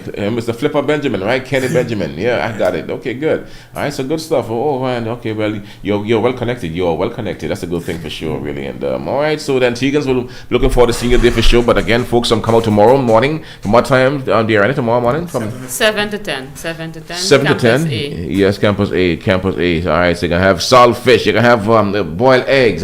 Sausages, right? The works, right? The stuff, the works. Johnny cakes too. Yeah. Everything. Fried and baked. Oh, yeah, plantain. Yeah, plantain as well. Plantain. Yeah. The good stuff. Good stuff. And bush tea as well. Bush tea. Complete breakfast. All that stuff for sure. And for the $12? For $12, right? $12, and if you don't have a ticket, but if you want a ticket, you can call me 582-8688. So you pay your $12. Okay. If not, come tomorrow, $15. $15, okay, but I don't mind paying $15 because for what the cost, guys, you should give more really because man, you need to have some more. What you're doing is a good thing for cricketers in Anguilla, and really, I spoke to others before about this. You know, in today's Caribbean and the world, I've seen so many youngsters who have come through the system in the Caribbean now who are now millionaires, Hetmeyers and those guys. Those guys, they're up there, and it's through cricket. What's her name again? The girl on Barbie. What's her name again? Kelly Matthews. Those guys have made dollars. Big money they have for sure. So there is money in cricket, right? There is money in cricket, and so we need to encourage youngsters. He's not just playing the game, but you can have a score, you can physio. Yes, man. Big money, big money now in the game. Though for sure, you can make a career from it right now, folks. So be a part of it. Come out and also support that. So I take it that your cadre comes from the school, right? The youngsters in the high school. That's a good place to start, really. So so how do you motivate them though? Because youngsters these days into all sorts of things. The little games here and there. How do you motivate them to get them involved with cricket? How do you keep them motivated? Because it is tough, but we have to keep trying. Pushing them and telling them the kind of opportunities that they can have. Yes, man. Yeah. You have to show them the lifestyle, man. And you show them boys, my and the boys. They got ranches, they got farms, and on. Darren Sammy and the guy, what's his name? Sawan, who retired now. Those guys have massive operations. Bravo. I'm telling you, they live like kings, man. And I've seen the life. Even the guy Shanda Paul retired. I saw Shanda Paul, video on YouTube how he lives in Florida. He have a farm. You name it. Lots of just fresh food, and he have his friends' food and just the life. And that all came from cricket. Yeah, cricket for sure. So there's money to be made in cricket. And I just want to mention as well. Yes. As soon as the term ends, the 10th, we're going to have a camp. Yeah. For the bigger boys, and then that's good. From the 17th, we're going to have the primary school boys and girls coming through for coaching. So registration for the camp, how can persons go? Yes, we're going to have that out this evening. This evening as well. Okay, good. Okay, good. That's a good thing you're doing, Vassar. Well, all right. So I want to commend you and the team for what you're doing, the Irani and Mr. Walkley and you, and I'm sure you have an entire team behind you for supporting the happenings there. And I think it's great for youngsters, and I believe it's great for Anguilla because these things will, once these guys break through, it's a spotlight shone on Anguilla one time. And good support from the principal of the school. Great. Thank God for that. I love to hear that. Yeah. That's a good thing. We have support from him as well. That's a good thing. Okay, so good stuff. All right. So again, folks, tomorrow support him. Yeah. And we're going to have a celebrity cricket game also to raise funds. This will be in July the 5th, Sunday, July the 5th. Oh yeah. So you've been roped into play. Oh Lord, man. Oh Lord. I got bored. Lord is a good Lord. I'm going to have the bowl of googlies. I'm going to have both some googlies for you up there, man. And we're going to do a little concert as well. We have quite a number of our guys who play music, guitars, drummers, violin now, and so we're going to try and put together something, and hopefully we'll also get another group to come and join us so that we have a really good special spectacle for people to see. All right. Okay. All right. Okay. All right. So, so yes, it is U.S. dollars, folks, and it's not EC money for sure. People say, "Hello, Hammer. What's the currency?" U.S. dollars. U.S. dollars. U.S. dollars. The greenback. The green kind. The green kind. The green kind. The green kind. Okay. Take note of that. All right. So, okay, guys. So, yes, man, and all right. So, folks, and we're here now, and we are now here just about 5 minutes now before 10. That is our time. So thank you again, Williborn, and thank you again, dear Ronnie, and the entire team for the work you're doing. And tomorrow morning we'll be out to support you from early 7 o'clock to 10, right in front of the campus A, right in the valley, but outside the library. Yeah. You'll be there for sure in the morning, early God's willing, right? Raising funds to take the team over to Antigua, right? Correct. That's for sure. So please feel free to check me anytime you need to have some promotion done, because I mean, I am totally on board when it comes to pushing these guys forward. Again, I am excited to see what's happening in the Caribbean with the youngsters who are coming through the system and going to play IPL and all these T20 games. I mean, around the world. Back in the day, I'd be in the test team to make some money. Now you can do T20 cricket. Yeah. You can play the trade anywhere around the world right now and make a decent living for yourself and your family and for your country too. Because when you go there, you carry the banner of your country with you as well. Correct. Yes. Thank you, Williborn. Thank you, dear Ronnie. Thank you very, very much for the opportunity. Yes. All right. Okay, so folks, there you had it, man. So the Blue Dolphins Cricket Club, dear Ronnie, and also Williborn, and you heard them here promoting a big breakfast for tomorrow morning, pre-Father's Day event. Yes, in support of the club, they're going to raise funds to go head out to Antigua. So please support them big time. All right. So guys, here in the morning time, Klass FM in the morning time, guys, hold the spot you've got. I will be right back with you at a jiffy. Yeah, Klass FM Radio. 92.9. And folks, tonight and also last night was a great night at Zeme Beach House. Tonight will be even a bigger night, and tomorrow a beach party. Yeah, man, down there at Zeme Beach House, man. Appleton Rums, they're in Anguilla for sure, and they're doing it big time down there at Zeme. Zeme Beach House, Shoal Bay East, Appleton Estate Rums, in collaboration with Tropical Distributors The Long Road, presents Tales from Black River, an Appleton Estate Rum experience. It all kicks off on Thursday, June 18 at Bio with Rum and Cocktail Festival from 6:30 to 9:30 p.m. There will be Appleton cocktails, Appleton rum punches, and Campari cocktails, apparel, spirits, and more. Then, on Friday, June 19, the Rum Room at Zeme comes alive for an Appleton rum tasting experience from 6:30 to 9:30 p.m. featuring Appleton decades-old rum, 12 years, 15 years, 17, 21, and 60-year rums. Price per person $40. Be sure to take advantage of a 3-day experience package going for only $150. The experience continues on Saturday, June 20th at Zeme Beach House with rum and rhythms from 5 to 10 p.m. There will be barbecue buffet with grilled lobster, cocktail reception from 5 to 6:30 p.m. Musical entertainment by DJ Bless, DJ Dini, and DJ Quest. For this, you pay only $97. Reservations required. Call 584-0001. Spread the good news around this weekend. Zeme Beach House, in collaboration with Tropical Distributors and Appleton Estate Rums, presents Tales from Black River. This one will be extra special. Up here, my girl, let me get on real bad. Get on real bad. Get on real bad. Up here, my girl, let me get... Loose the reader.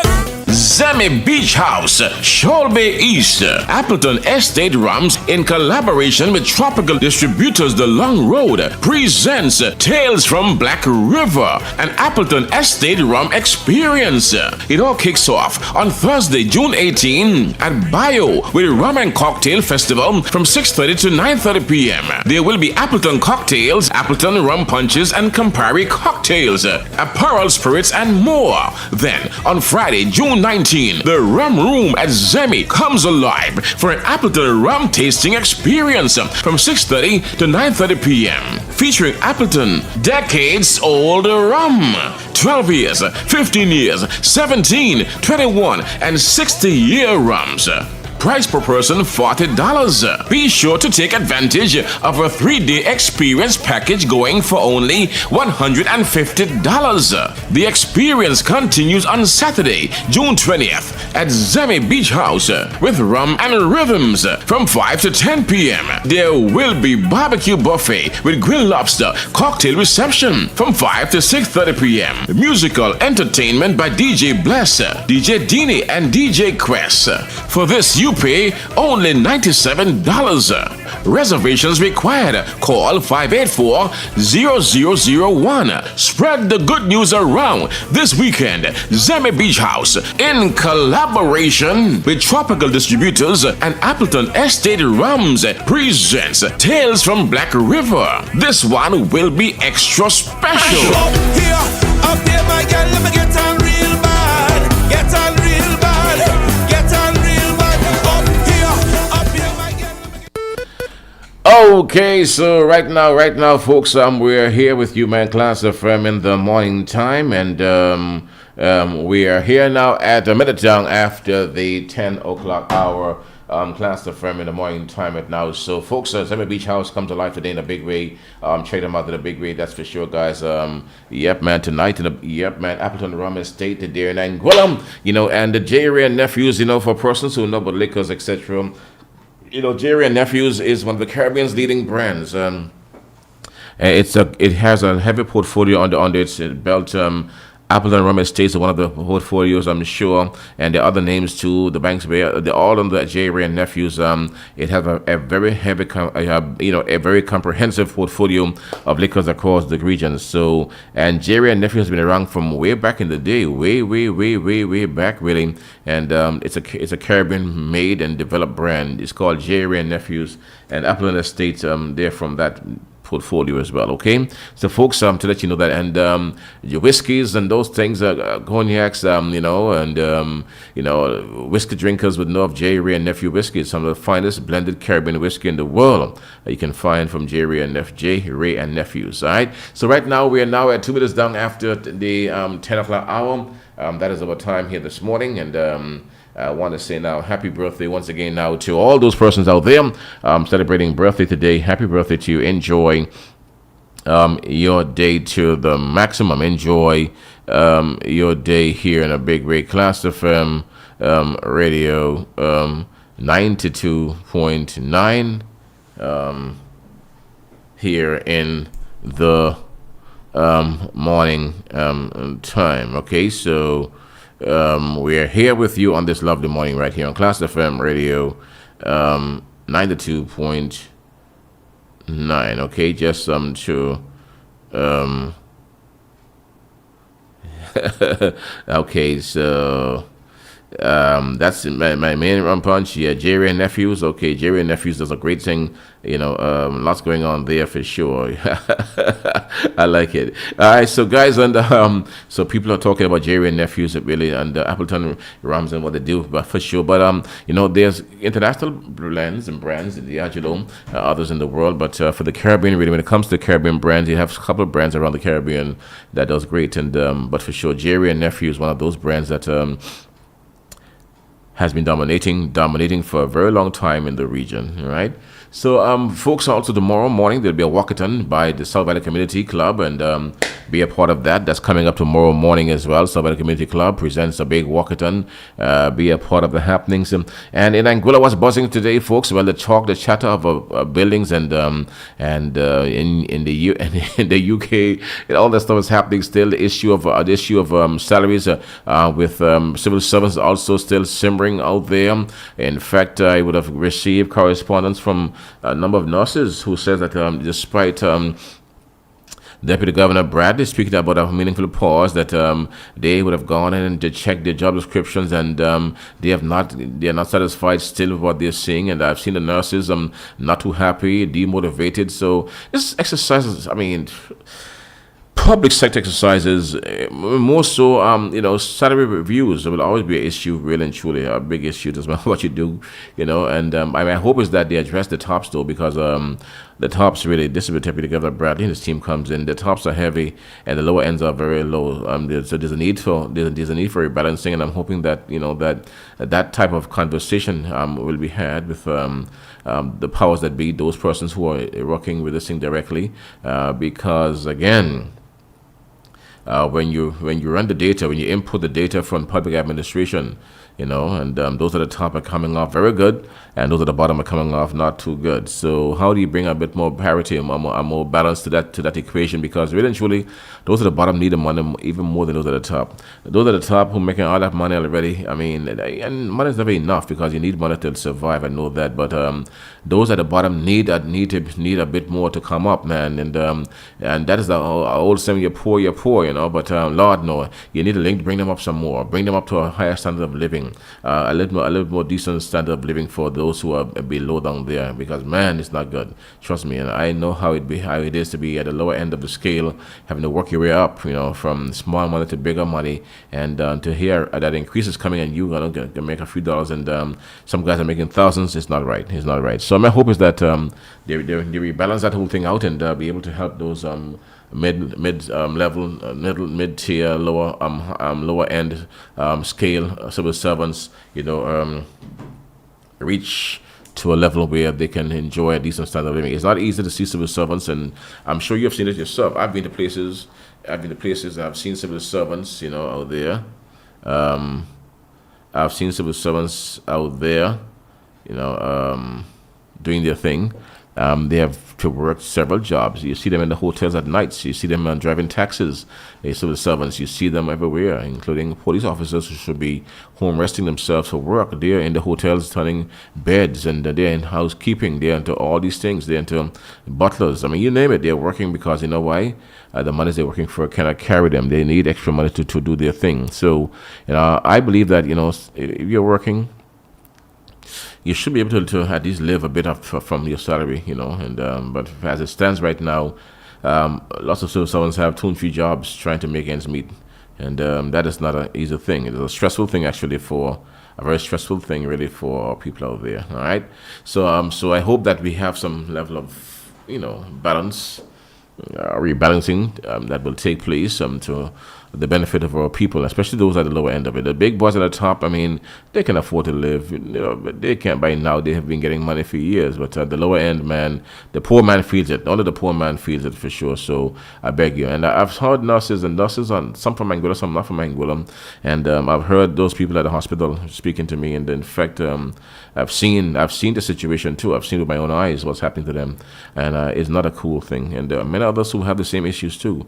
But they're going through the processes right now, trying to redo these job descriptions, but from nurses' point of view, they're saying, from what they're showing me, that they are not coming off any better in terms of how they are right now, and they're saying that the process that has been announced, that the reporting process, it doesn't allow them to ask certain questions either.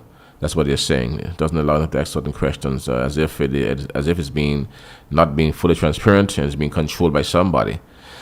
That is how it is. If that's so, that's wrong too. So they need to be able to express themselves freely, ask the questions, and be able to access the platform in its entirety to be able to make their cases. You see, but I don't know. But I've gotten that from several of those workers at the hospital who told me the same thing. And Sparrow, Calypso King of the World, the Mighty Sparrow, Slinger Francisco, said that thing many years ago. He said, 16 million Frenchmen can never be wrong. When you hear Frenchmen singing, crying out, it can never be wrong. So many Frenchmen. All right, so folks, we're here now, and we are now at 9 down after the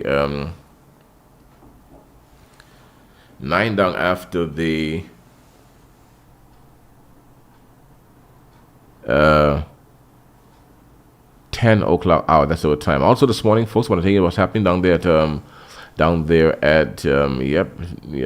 there. I'm hearing it everywhere you turn, and yes, okay.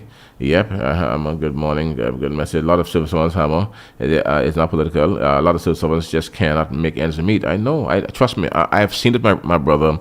I've seen it myself. They can't make ends meet. They have several jobs. I've seen it. I've seen them working and in restaurants. I've seen them working with chefs at nights in villas. I've seen it. I've heard the cries too. And I really wish that they can take care. My hope and my fervent wish and prayer is that they take care of a bit more of those at the lower end of it, because trust me, if we're going to do salary reviews and increase salary, it must be meaningful for the lower man. We cannot make people worse off or not. We have to advance them substantially. We have to make them better. And it makes no sense to do things, to we have access to funding and we allow our people to suffer. They have to be able to rise too. A rising tide must float all the boats and float all the boats to a certain level. So I'm hearing those cries from those civil servants myself.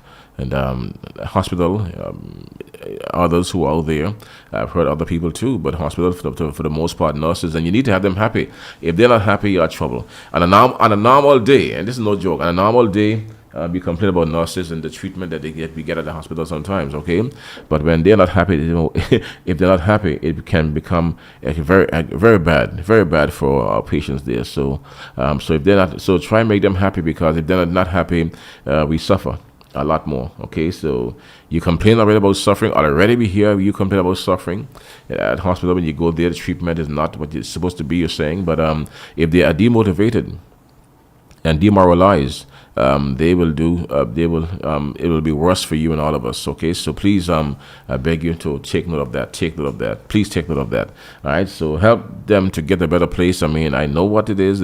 I heard someone say that they're standing by PricewaterhouseCoopers consultation in terms of the review. But again, once you check these job descriptions and whatever you're doing, and even without those, there's a need to bring some more balance to that payments, that scale system, and bring them up a bit more so they can feel a little better, because right now they're still not happy.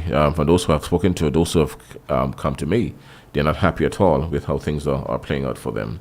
All right, so folks, I'm hearing that for sure. All right, so folks, and so we're now here at 11 down after the so someone just said that they're working in civil service and they had 2 jobs and they can't make ends meet. I know, I have an idea as what you're talking. I've seen it all around the place. Several of those people out there crying out every day. They're working 2 and 3 jobs on a normal basis. I've seen it myself firsthand, so I'm aware of that. I'm aware of that.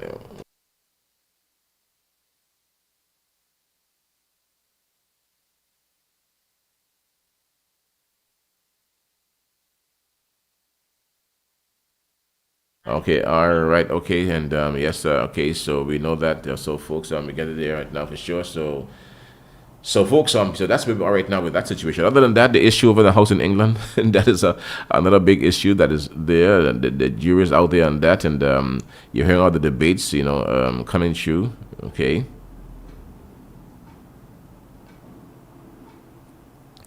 Okay. Oh Lord, okay, bless my heart. I'm happy to see this now. I'm speaking now. Oh, my good friend, I'm happy, my dear. I'm so happy to see you come up online this morning. I'm so happy to see you here online this morning. Give God thanks, And we have heard some of the things over the last couple of weeks about a friend of mine, a good friend of mine, a lawyer friend of mine, and someone who works with us on Klass FM quite a bit. And when I heard about her situation, I felt so sad. I felt so sad to hear about her situation. But this morning now, she's online. She's online talking to me right now, and I'm happy to see Keisha Webster online. Keish, good morning to you, girl, and I'm happy for you. I'm so happy for you that you're up in here. You're up and moving.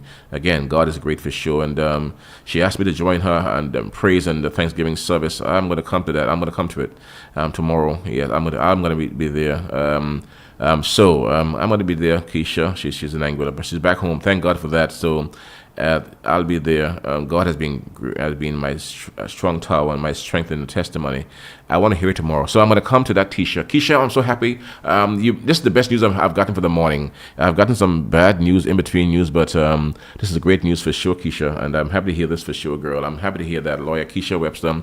Wow, God is great. We heard some of the things about her illness in the last couple of weeks, and some had me feeling really sad. But this morning now, I'm seeing now that she's not up and going. Thank God for that. So she said, join her tomorrow. Please join. I'm going to join you for a praise and Thanksgiving service Saturday, 20th. Yes, tomorrow I'll be in. Okay, I'm grateful, Hammer, for your support. Okay, thank you. I got you. Love alone, Keisha. I love this. I love this. You're back. I love this, man, for sure. I love alone. Love alone. I love this for sure. Thank you, Keish. I'm happy to hear this, man. Wow. God is great. God is great. God is great. God is powerful. God is great. Okay, all right. Okay, so folks, and we're here. God is like that. Okay, so people are crying out blood. Okay, well, thank God for that. That's a great story. How God just brought her back. That's good, really. She's had some health challenges, but God just brought her back, and she's grateful for the support and prayers and hopes. Okay, I'm gonna come out. Okay, so folks, and tomorrow there's a service. Keisha having a service tomorrow at 6:30 at the Apostolic Faith Church in the Valley, North Valley. So I'm going to go on there. You should come out too, support Keisha, and give God thanks, because, man, when these things occur, right, it is so difficult. It is hard, but you have to go through lots of things, and sometimes you don't make it, sometimes you make it, and in her case, she's making it, and God is great. So Keisha, one love girl, as always, and from the team, our team, we wish you all the best here, and we love you for sure. All the best to you, Keisha Webster. All right? Okay, so Carty. All right, so folks, and we're here now at 15 down after the 10 o'clock hour. That's our time this morning, so that's good news, huh? That is the best news I've heard for the morning. I've heard some bad news, some in-between news for the morning, and God knows sometimes you need to get some good news, and that's a great story I would have gotten just now there. So Keisha is back in having a church service tomorrow at 6:30 at Apostolic Faith Church in North Valley. All right, so okay, and she says, God has been my strong tower in my life as a testimony of his grace and mercy. Amen. Amen. Amen. I love this. Okay. All right. Okay. So always a friend of mine, and really a great friend of Klass FM too for all the years. A great supporter of Klass FM for all the years as well. I'm so happy. I'm happy. I'm so happy, Keisha. Happy. Okay. All right, God is great. God is great for sure. All right, so so what you want about Keisha Webster Carty? When it comes to somebody, if she's in your corner, you have a person in your corner, 1,000%, and I can tell you firsthand over the years, Klass FM Radio, we have had support really of Keisha Webster Carty here on Klass FM all the way, all through. So I can only say good things about Keisha. And many persons can say the very same thing too. All right. So okay. All right. So yep. Okay. So folks, all right. So we're here, folks. So that's a good thing. He's great, Keisha. Oh man, look at that. That turned up my morning. I'm feeling so happy now. I'm rejuvenated right now for sure. All right. So right now, folks, also I'm down there, Sarita's in West End, McDonough, Apostle McDonough. Every Friday, he have lunch at Sarita's food van. Yeah, down there by his food van. The menu today have goldfish. Okay, goldfish again. Goldfish stewed chicken served with rice and peas, mixed veg and pasta and green salad down there in West End by McDonough food van by Sarita's. Get your good fish. That's good stuff, man. You also have a steak roti dish every Friday, roti as well. So stop by down there, Sarita's, and let McDonough and the team know we sent you from Klass FM. But yep, man. So good fish, man. And back in the day, there was a man called Herman.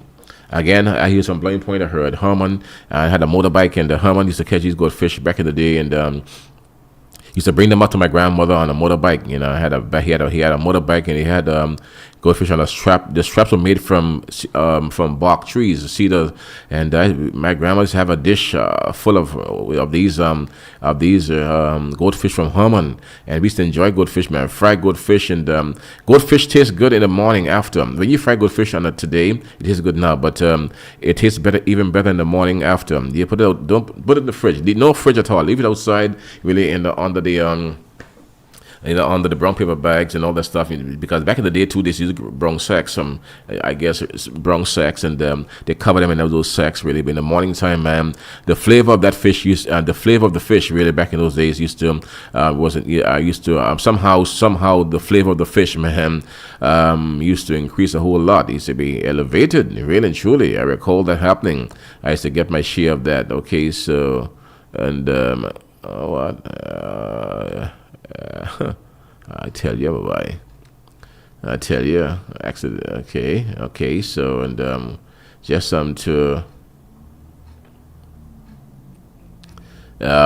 to let you know that. So we used to have our share of that stuff for real. And so goldfish was a good fish, and goldfish with bread. Johnny cakes in the morning for breakfast. We used to have those from my grandmother, and goldfish with rice, white rice as well. Another great way to eat goldfish as well.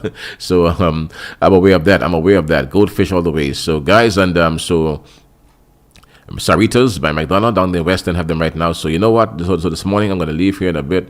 I'm going down to West End, goldfish really and truly, and goldfish is a great fish. They're tasting fish for sure, man. Goldfish, man, on a strap, and in those days, Hammond, Hammond, you recall Hammond? A guy had a motorbike, man, and Hammond bike was a special bike.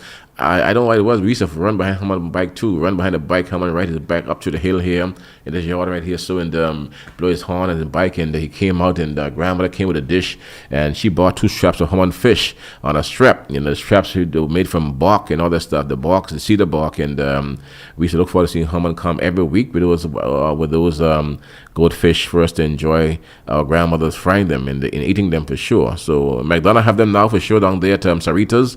So stop by. So I'm going to get some of that nostalgic stuff in a bit, really, because yeah, man, some right now to use some of those right now some of those goldfish now with some bread, Johnny cakes right now would be the right thing for breakfast. If you get that right now, you want nothing else for the day, you're good to go. 2 or 3 of these goldfish now with some Johnny cakes now will have you and yeah, will have you popping for sure. Yeah, Shaman, yeah. So yes, Hammond fish. Hammond, yes, was a man. He didn't even his shoes. He stopped the bike with his foot. I remember that. Just course and stopped the bike with his feet. Yes, and I'll be reminded of that now here too. Yes, and Alistair, good morning to you, brother. His father, he said Babu used to catch fish with Hammond, with Hammond as well. Okay, Babu's a fish with him as well. Okay, good. All right. So So I remember Hammond, the man with the fish, man. And but to my mind, he's the only fish for these goldfish, because that's all I saw him with. Maybe he had other fish too, but my grandmother used to enjoy those goldfish in the days. So and I see goldfish right now. It's like I'm seeing gold, because it takes me back to a time of growing up when, in my mind, when we used to enjoy that, that good food as well. Okay, so check out Saritas today, folks. I'm down there in the West End by McDonald, and I'm gonna go down there today. I'm gonna get down there in a minute, actually, to get my share. Yeah, I really love that. So Breed say he had a Yamaha.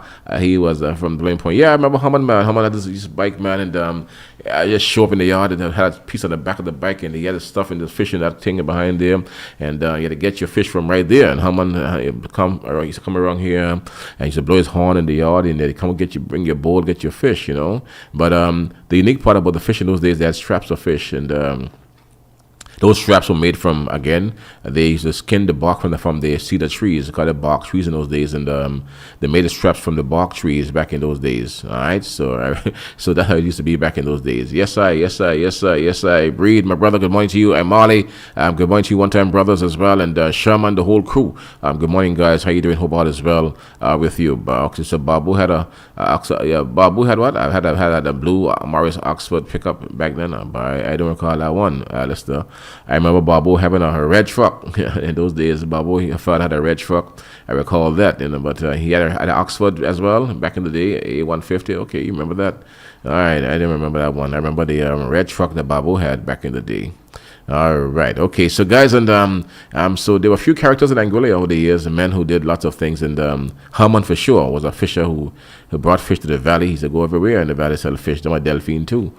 He was a man, but I heard he was from Blaine Point, and and it's set pots and all this stuff. Anyhow, guys, and so we're here now, folks, and we're in the morning time. We're in the morning time now. Klass FM Radio 92.9 in the morning time. So that fish is and okay, all right. Someone said, "Hammer, that whole thing was rigged by the deputy governor, the former APM government. The DG should not get 1 cent more. He does nothing for that money." A few months ago. Okay, all right, okay. Okay, all right, okay. I hear, bro. I hear. But Anguillans have the right to ask questions for sure, because it is people's money. You're right about that. So I hear you on that. I heard you about that. Heard you on that. Heard you, bro. Okay, so yep. All right, so folks, and so we're now here at 25 minutes after the 10 o'clock hour. That's our time right now. So check out Cerritos today, folks, for your food. And let the Apostle McDonald know that we sent you from Klass FM. Also, I'm seeing here now that the folks from the security at the ports, yes, the government security and the Asper security team, they too are not happy, demoralized too. They feel let down. The salaries are not good for them. They are too low. So all I'm saying is that it's simple to my mind. It's not a hard thing to do. It's not difficult at all. If it is that the salaries are low, and again they are low because people are crying out. The nurses for sure. I'm concerned about those for sure. I am particularly concerned about nurses because nurses, if they're not happy, if they're not happy, it could be a problem. If nurses are not happy, I can take a teacher not happy, even though that's a problem too. I can take a security guard not being happy, a custom officer not being happy, but a nurse not being happy is a huge problem. Yeah, that is a particular problem. That's a funny one right there. And so I beg them to ensure that you take care of the nurses and all those persons who are not too happy. And the best way is to do some kind of increase that takes them up a little higher. And forget the top for a while. Just work in the middle, work below, and and work in the middle, work below, and get it fixed. Because man, it's not good. And I'm getting those reports coming out all the time from a lot of people, right? So it's not happening. And one of the charges that they made to me is that in the process now of reporting your issues, there's certain questions that you can't ask. I was told that. I'm not sure, but I heard several people with the same story. So it means that it must be some truth to that, because as Sparrow would have said in his song, 16 million Frenchmen can never be wrong. Because I heard it from these 4 nurses that they're not allowed to do certain things, ask certain questions really and truly on that farm. So I'm hearing that. So folks, but I hope to God that we get it right, because again, in the Anguilla Public Service already we have demoralized, motivated people, people who have low motivation, and we have to be able to get them up to speed. Otherwise, this will push them further, and it will impact even the quality and delivery of service in the public sector even further. So we have to ensure that we take care of these people. So a little bumping up won't do them any harm. A little bumping up here won't do them any harm, that's for sure. Give them something extra, a little more, man, and make them smile a bit too, because, man, I hate to see those jobs at nighttime and you run the place here, civil servants, and working in bars, restaurants, and they're in kitchen somewhere, they're in somebody's store, they're in a hotel room, all that stuff, man. They're at the hotels in a kitchen, just because they have to make ends meet, okay? So we can do better at this point in time. We should do better. We can do better. And we can do better. We should do better as a people right now. We should, all right? And we should do better, okay? All right. So right now, folks, we're 28 down after 10. That is our time here. And yep, Bobo had a red Toyota pickup long after. Okay, didn't know that. I know Bobo with Alice's father with a red truck in those days, Bobo. Okay, all right. So we're here. All right. So yep, that's what's happening right now. All right. So my brother parent is there on him here. The guy says that Anguillan man, a high-profile Anguillan, says here to me that this whole thing was a rig hammer by the deputy governor and the former APM government. The DG should not get a 1 red cent. He does nothing for that money. He gets a few months ago, a young man was arrested, charged with stealing $3 million from customs. Whatever happened to that money, the DG should be looking for that money. I hear, because since that brother youngster was cleared, And the police said somebody said the police said he was not cleared, but the guy have his passport back. All the liens on the land that that they would have had in place for him has been cleared up. So I don't know. Maybe they're gonna widen the net, but I don't know what they're gonna do. But for sure, he has been cleared. He is not in anything. He doesn't have to report to the police anymore. Passport is in hand, and the lands that were put up for as surety for him, all that stuff been cleared. Everything is cleared up now. So I would have reported that here some months ago when I reported that somebody in RAPF I heard. I haven't seen. I heard about it. Said that the matter was still being investigated. He was under it still, but I don't know, because what I'm hearing and seeing and what I've seen so far, I've seen his passport. He have it back in his hands. He no longer have a check in there. So and I would have said from day one that it was impossible for him to remove $3 million. It is nowhere possible for one little fellow like him. The logistics that is required to move that money is a lot. It will take some experts too to get that stuff done. It was impossible for one little man to get that stuff done. All right, little people do little small things, and that's a big job done. That's a huge job, and no doubt there are some higher heads and bigger heads that at some point, if they pursue that investigation, some bigger heads will roll. I guarantee you that. No small fellow, 28, 27, 26, 25 can make a heist like that. It's impossible. For you to create a heist like $3 million heist like that, you must be ready. You must have a plan. And I don't see these youngsters around here with that type of planning. And it requires some support too from around the place, in, out, all around, to move that type of money out of there. And if you're going to move that kind of money, it is a certain amount you have to move every day too, and it was just impossible for him to do all of that damage like that. It would require more support, a lot of support to get it done. So the fact he has his papers back in his hand, and all the land liens are cleared up, and all these things he's no reporting to the police anymore, and he has no case to answer right now. Well, he's clear to go. So that tells you what's going on right there in that matter. So where's that money then? Where is the $3.7 million?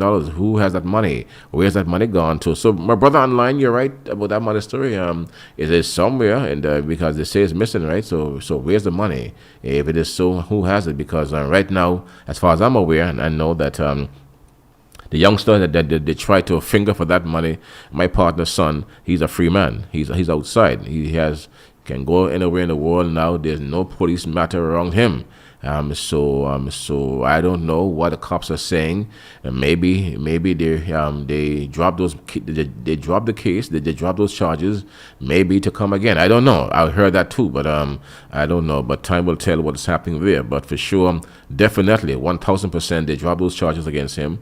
I don't know the details of it, the plan that they have in mind, but he has everything back. Passport back, no liens, nothing at all, no curfews, nothing. So he's a free man for sure. So my brother, you raised a point there about that, but yet they said that they missed some $3.7 million. So the question that you're asking is a valid one.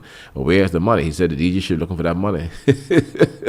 Well, I don't know, but for sure though, that youngster is not. He has been, he's at this point he's a free man basically to move around. I'm seeing that, and I've seen the proof of that with my own eyes, okay? So, folks, we're now 28 now before the 11 o'clock hour, and,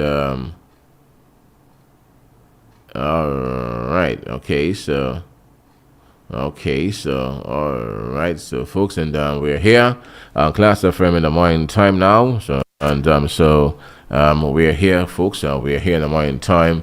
27 now before 11. That is our time here this morning.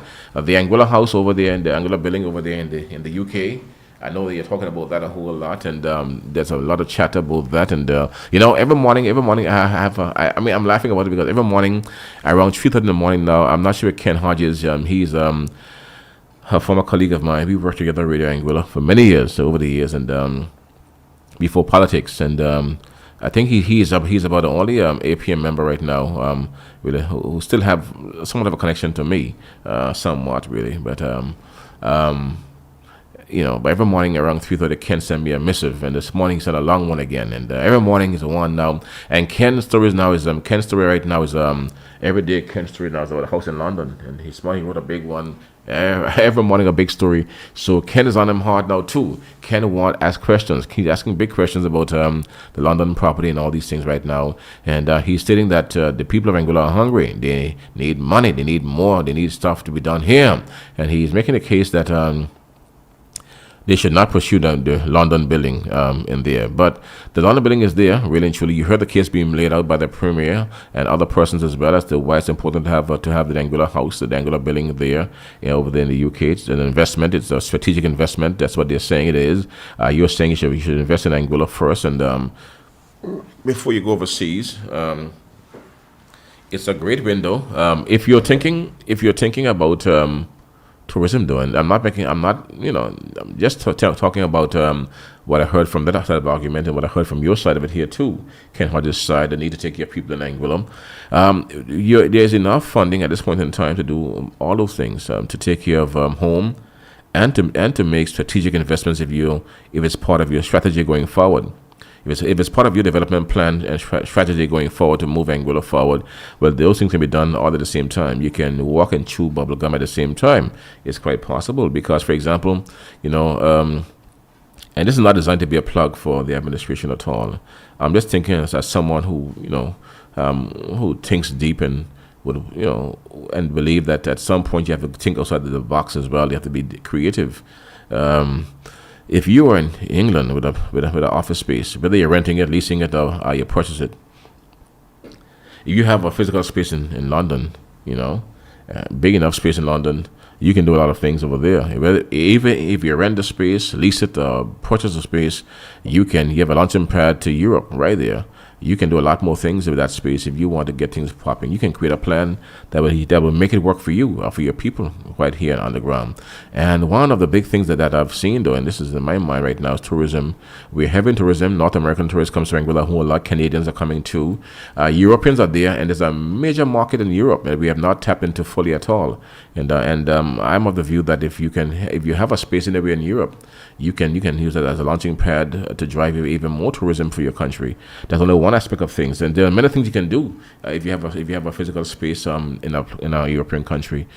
So I'm not too sure that but I heard Ken this morning again, my colleague Ken Hodge, but I'm not too sure that it is a terrible investment as you're saying like that. If it works. If you have the business plan to make it work, it should do well for you if you can work it. But you're saying we can't? I don't know. But I heard Ken this morning making the case that it cannot really work because we need to have investments done here in Anguilla, right? But but either way, if you look at that pick on a wider level, have a space in the UK to take care of Anguilla matters and all the matters, whether it be tourism matters, British Anguilla affairs, investment, whatever you want to do. You can create a lot of commerce. You can generate stuff from there because you're already in the gateway to Europe, right? So that's how it is. But again, I'm not the experts. The experts are over there. They're talking. But there are many things you can do with that building if you get it, okay? And, okay, so how much we think about tourism, then interest in British Airways, to pay for empty seats. I'm sure all the people who come from Northern will come Anguilla on British Airways. Okay, Hammer, if you're thinking of tourism, then interest is British Airways, then pay for empty seats. Invest in those seats, I say. Invest in those empty seats and bring people to Anguilla one time. Okay, all right. But that too is a possibility as well if you do that stuff. But I don't think it is. I'm not saying that I'm for or against, all right? I'm just thinking loud to myself what it means to have a building. I mean, a location in those areas. What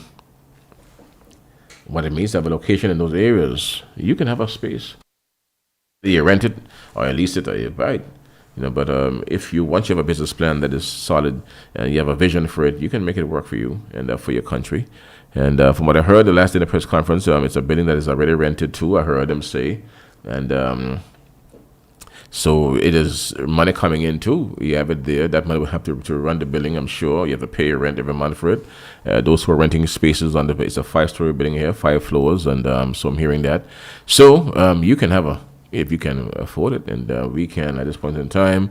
But to my mind, the biggest thing for me right now would be to have a business plan really to really and truly operate the place. That would be the main thing really for that. Okay, so I got you in that. Anyhow, guys, and but that's a debate for another day, and it's continuing. So, but my partner Ken Hodge really and truly, Ken Hodge is on it every morning. Every morning, Ken Hodge on it. Ken Hodge is on it every day, and even this morning when I got up after 4 this morning, Ken was on from after 3 with a long message again. So I'm getting my full dose of commentaries from Ken Hodge as to why we should not pursue that investment over there in the UK. He have lots of stories to tell. I feel the presence really, and doesn't help now. There's so much advanced technology. No longer do we need a house to university, a building. The lecturer teaches you, on your bed. So you're saying we no longer need to have a physical presence. You said over in Europe now. We can do that from home here in Anguilla. Okay, someone sent me that now from here in South Hill. Okay, got you. I hear you. Well, I hear you. And one guy says we need to pay for seats on British Airways then, and invest in British Airways too. Pay for seats to come to Anguilla, empty seats. I hear. But so how do you market? How do you market to them though? From here, you market to the UK and to Europe from here in Anguilla. You have to go on the road shows too. What do you do? I mean, how do you get around to that? Because Europe is a big market. We are not tapping into Europe as yet. We need to get to Europe as well. How do we get into Europe? What do we do? How do we get there? You see, So, guys, that is again a discussion for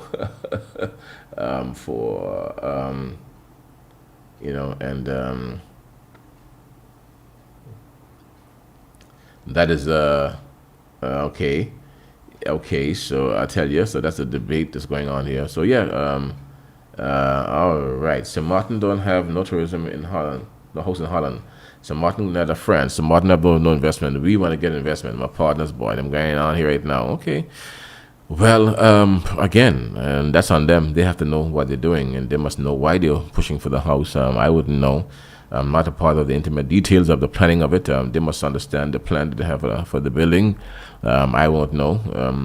They were elected to serve for 5 years, and they must understand what their plan is. If the plan is not a plan that is workable or doable or not in our interest in Anguilla, well, then, in Anguilla, we are very good at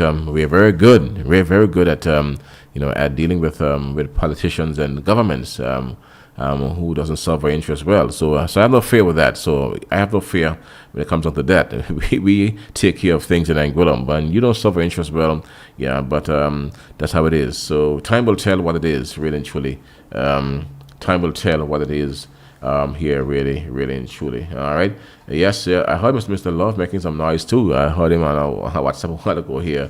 Mr. Love going on bad now too, making a lot of noise about these things right now as well. But time will tell what it is that they are out to do, what they intend to do. I think the premier would have given you some outline information as to the plan, the vision behind securing this investment. I believe it is very strategic to Anguilla's development from the European side of things and the British side of things. So she would have made a case, but again, others are saying invested here in Anguilla, why go do that stuff? So either way, though, but listen, if we were to achieve independence, though, as a country, and at some point we'll get there. If not now, at some point in time, we will have to buy or lease several buildings. We have a building one in Dubai. We have to have one in England, one in America. The embassy building, we're gonna have them everywhere. So I believe that that is part of it too. We will be at some point, once we achieve independence, we have to be able to have consulates and embassy offices across the world as well. So maybe we are doing a dress rehearsal for that eventually. So perhaps we're doing that. But anyhow, I heard what she said about it, and I think we carried it in the newscast as well, making the case. Papa Junior made a case as well for them. Papa Junior also made the case for them as well. I heard him making the case, and as to why we need to have that house over there in over there in the UK. If I can find Papa Junior's statement, that'll be a good thing right now. Papa Junior was making a case just the other day. And okay, so all right, so Papa was making the case too. So let's see what he was saying.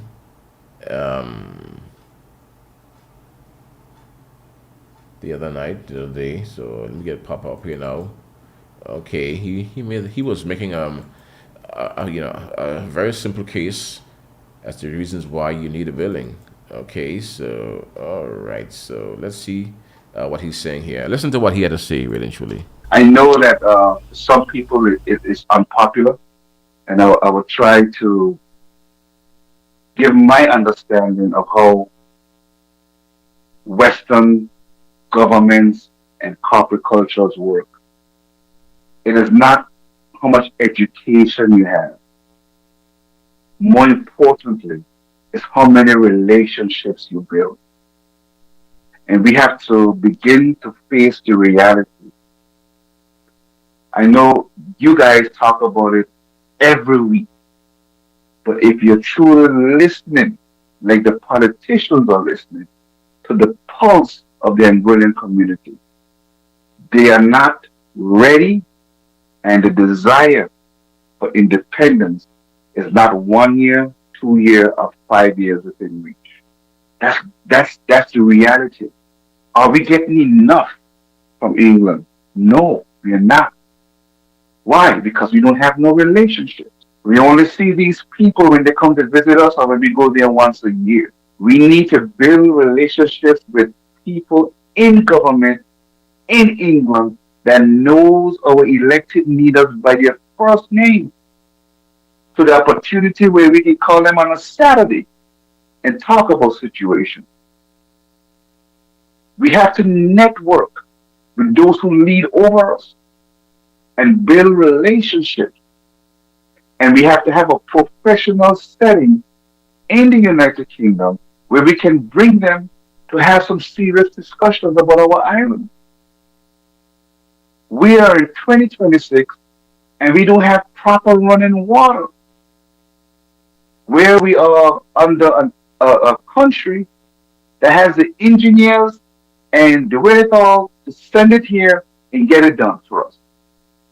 If we have relationships in London, the possibility of that happening increases. So we can't just look like we're buying a house for somebody to go and live in. We're using it as a strategic position to position ourselves to make influence on the United Kingdom government. Now, in addition to building that relationship, we know from the little information that comes from government that about 6% of the visitors to Anguilla comes from Europe. Okay, we can look at that as an opportunity to impact Europe. Why have a house in London and not have one in New York? Well, you already have a large sum of people coming from the mainland to visit St. Martin and Anguilla. Europe is further away, so if you can work now with a event in Spain, and you're just gonna move from London to Spain and do what you gotta do. You move from London to Paris. You move from London to Rome or the inner state in Italy and do what you gotta do. Go to Germany because you're right there. If you're gonna have that established position in London, there's so many things that you can do to build a return. And when you have countries like St. Kitts and Nevis and Dominica and all them going to visit, they could use your space as an office. There's so many ways that you can maximize a return on that property that I can't fathom in my mind. Why we would be resistant to establishing a place where they have been ruling over us since 1650 and we don't have no foot on the ground in that place. We need to have it 10 years ago. And I will not compromise on that. 10 years ago, and anybody that thinks different to that, you're entitled to your position. But I believe firmly that having a place in London is the right move for us to move and show our people that we report to in England that we are serious about building that relationship and making sure that Anguilla gets noticed at all times. All right, so you heard from Godwin Papa Junior Carty. He's an Anguillan born, United States based. He's one of our commentators and he's a philanthropist too. And Godwin Carty said he makes no apology for that. He supports us building relationships. He believes that we need to do a lot more in Europe as well. He said it in the corporate structure, in the corporate world, these things occur every day. And he believed that Madam Leader and her team, they're making a very strategic decision to position Anguilla in that market. Really, Europe really it can be. That's one of the examples he gave as to what can be done with the building over there, right? So, folks, so you heard him on that, but others are saying no. Those persons who are opposing are saying no. Spend the money in Anguilla, anyhow. So, guys, and I believe though that time will tell. I keep on saying time will tell. Who's right, who's wrong? Because oftentimes you make decisions, and when you make decisions, immediately. You're not sure as sometimes how it will play out for you. You make decisions based on your understanding, your vision, but time will tell if it was the right or the wrong decision to make. Time will tell. You'll have the answer coming to you at some point. Anyhow, so guys, it's Friday morning. I won't hold you any longer with these discussions, but really and truly, it's a lot going on here in Anguilla. Okay, all right, okay, so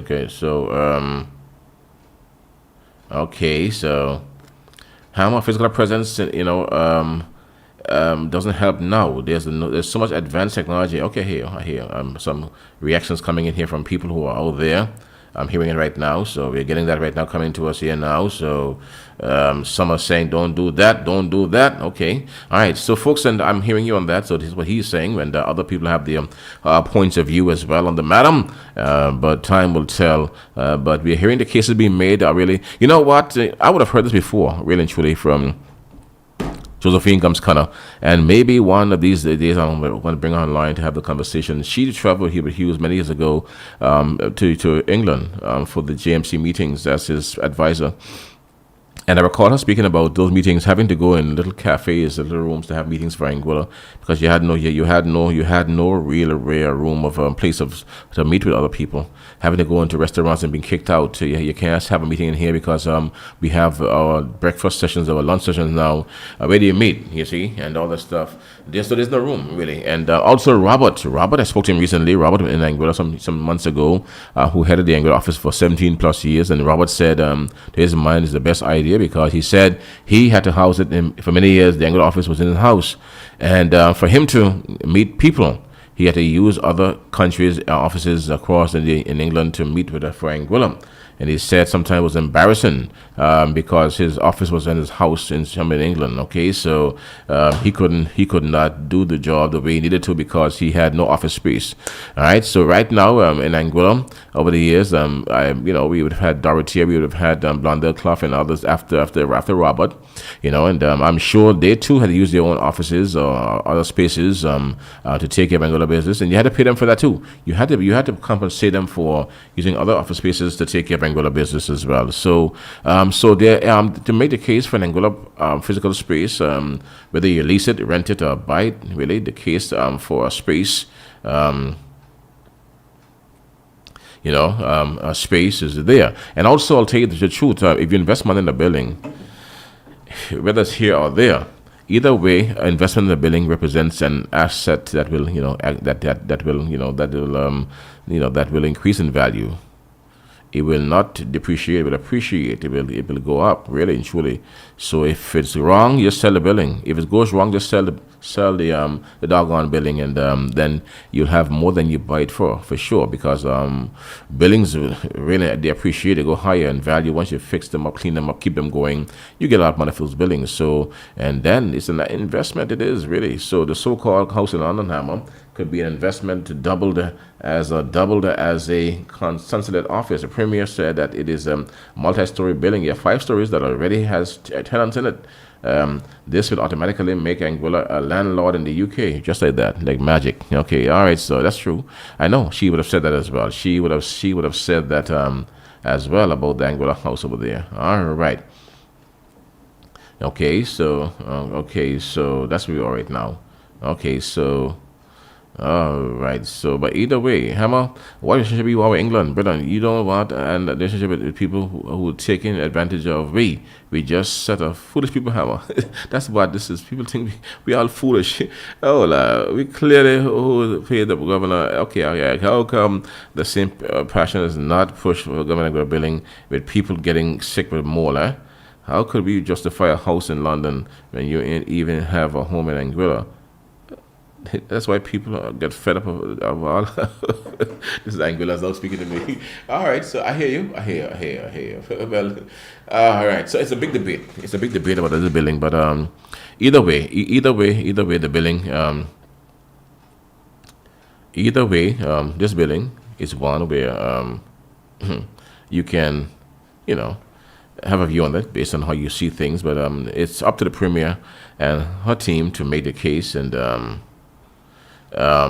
Make the case really for that. So she will do that. It's not me, but they will make the case for that billing. All right. So right now, folks, I'm gonna be going now 5 minutes before the but I'm hearing the arguments coming from both sides, all the sides right now today here on the billing. And I'm hearing it really. So yeah. All right. So my people, right now I'm gonna leave you now, and want to thank you for being with us here today. And one of the things that's also happening while we speak to you, these people, oh boy, I observed that my partner Eddie Kelly is in town again, and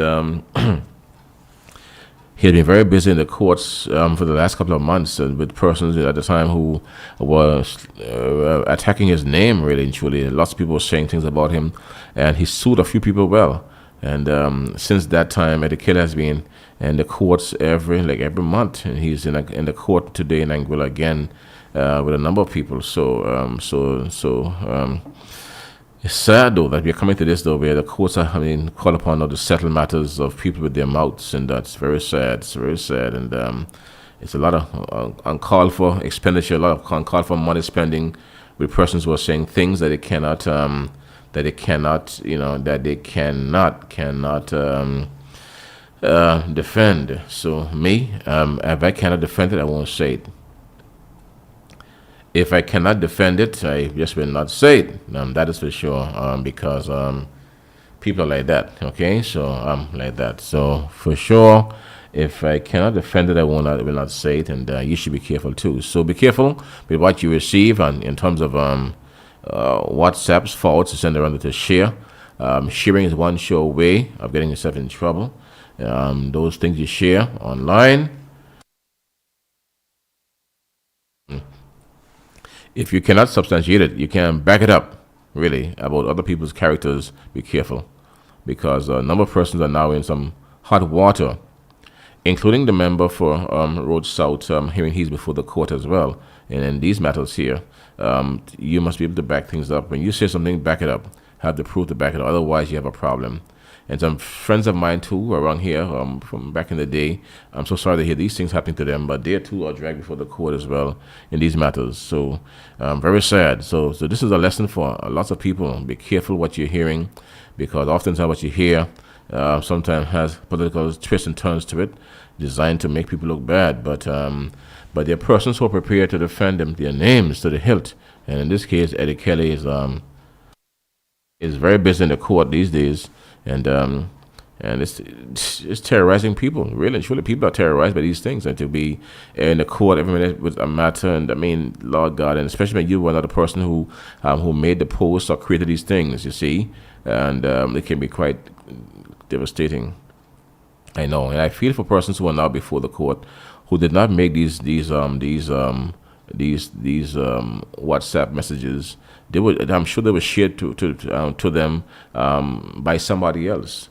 But the persons who would have shared those WhatsApps are not before the court. Regular party supporters, poor people are before the court, being harassed, being terrorized by the court because of other people's actions. You see, so there's an old saying from my grandmother: never follow the crowd, really and truly. So going forward, I believe that going forward now, lesson learned here is that you should be careful, because oftentimes who help you laugh doesn't help you cry. All right, so I'm always very careful as to what I'm sharing. When I see things come around my phone, I say, boy, you have to be careful because all they need is someone to say that you give it to them. You know, someone have to see you do that to them. You give it to them, and can back it in a quote that you said that you give them this document, or we can prove that you were the person who shared this thing. And with that, you have a problem. With that, you have a major problem on your hands. Okay? So, yeah. All right. So, folks, and I'm going to be leaving you now. I'm hearing of a accident that occurred somewhere. They're saying the West End, a bad accident. It's terrible. I'm seeing some photos of accidents here now. 2 vehicles. Somewhere in the West End. This is not good. This is a terrible thing. How this happened, boy?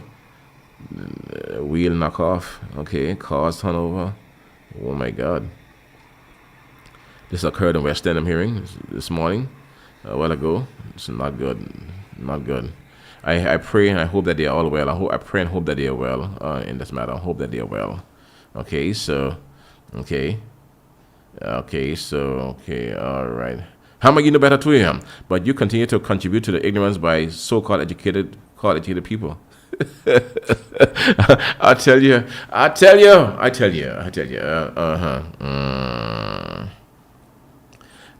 So I know better. So I should tell them don't buy the house, don't buy the building in England because I know better. So I should tell them I should go and tell them, Madam Leader, do not buy the building because the guy said I know better. Okay, well, again, the Premier said, my brother, she's making a strategic investment, right? So who am I to tell the lady who people of Anguilla voted for? Yes, and you put there that she's making a bad move. I couldn't do that when Webster wasn't there. I told Webster, hold on a bit here, watch those figures, and we're heading with your GST tax, and we couldn't stop him either. So, I mean, once people are elected by the people, you have to work with them. You know, you have one way, another way of dealing with them, and you can't do much really with them once they're elected. You know, once they're there, and they have to carry out their programs, their agendas, and that's why you vote for them. You know, so they can put their vision to work for the people of Anguilla. You either like it or don't like it, and if you don't like it, you get them out. Simple as that. So if you don't like what they're doing, you have 5 years, and after that, you can dispose of them easily. See, so right now it's about their agenda.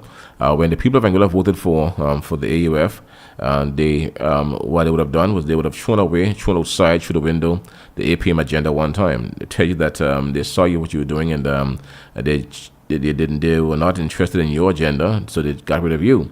And so they want to see now what this lady will do. So let's see what they will do, and that's how you do things, you see. So that's how it is. Once you lost election, it means that your agenda was rejected, thrown outside. Your story is dead. That is what it means when people vote in elections and they change governments. All right, so her job is now to ensure that she bring her vision to the table for the betterment of Anguillans. So we'll have time to assess her stewardship and her progression here in Anguilla. And when the time comes, if she doesn't do too well, then you know what to do. Right, so don't say it is ignorance and all these things. So you have to see what it is. Her have a plan, and her plan, she must carry it out. So let us see if Anguillans will like the plan or not. All right, so Dr. Webster had a plan too. He carried out his plan, and it was rejected by the people of Anguilla. Yeah, we saw that, and we saw that for sure. We saw that. Okay. All right, so guys, and right now, and so that's how it is. So if her plan comes up now, it's working now for her, and time will come and you'll be able to assess the plan again. It's simple as that. There's no big noise here, no big noise. Simple as that. You either like it or you don't like it. Okay, and when the time comes, you don't like it, you just do what you have to do. And I think that will take care of all the problems, right? So I'm hearing you. You don't like what she's doing. This is what she was elected by the people to do a job, and she's doing what she said she's going to do. This is now her plan now being rolled out. So you have to work with that. You see, so in much you can do right now. You can cuss and carry on, but you won't be able to do a whole lot until the time comes to assess, her contribution, and her stewardship to Anguilla. Okay, gotta go.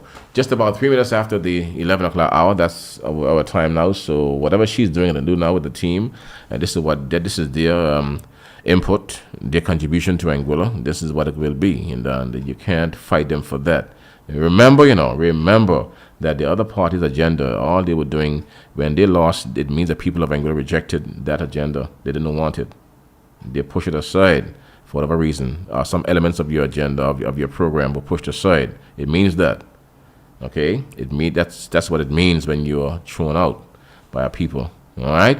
So, folks, gotta leave you now though. Right now we are now at 3 minutes down after 11. That is our time. That's our time. So, so maybe the time will come too when the people of Anguilla will assess this lady's Madam Leader's program as well, and they'll be able to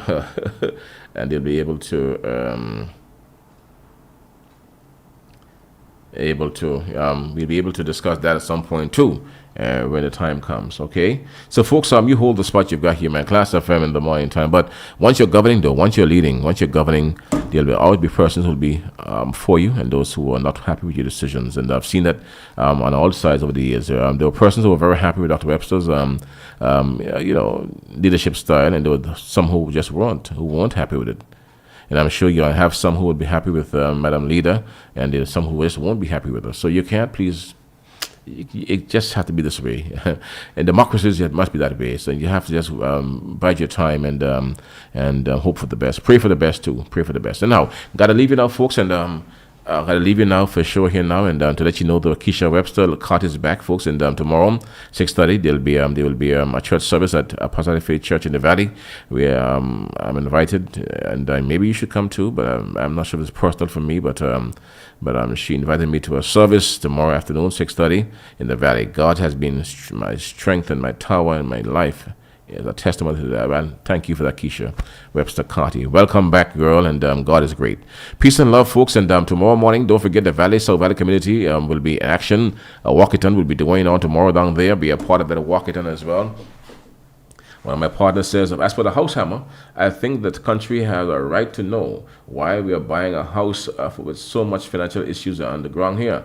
No so-called monarch show participation in shows, and the troops are down. Why not use money to help here? Fix your own house before you fix another. We need things to benefit us in Anguilla, and here, and we all know the issues. This is a teacher friend of mine, a teacher partner of mine. He's making some big stories now too. So everyone have a view on the house, and that's good to have a view on the house and the building in London. In democracies, you have to have those views, and I welcome that for sure. So there's a healthy debate on the way in Anguilla, and the time will tell. And again, it is the job of the Madam Leader to make the case to the people of Anguilla as to why we need to have that investment. She have to make the case on her own. I can't make it for her. We can try to make a case. I heard Godwin Carty making a case for her. Well, other persons too will make a case as well next week here on that matter as well. I'm sure of that. All right, I'm sure of that. Anyhow, guys, and but not only in Anguilla, but St. Martin too. St. Martin's too are making the case for that house. I heard from some St. Martin's yesterday on the phone line. They were not happy with Mr. Love's comments. I heard that for sure, and a couple of guys were not happy with what he said about the Anguilla house in London.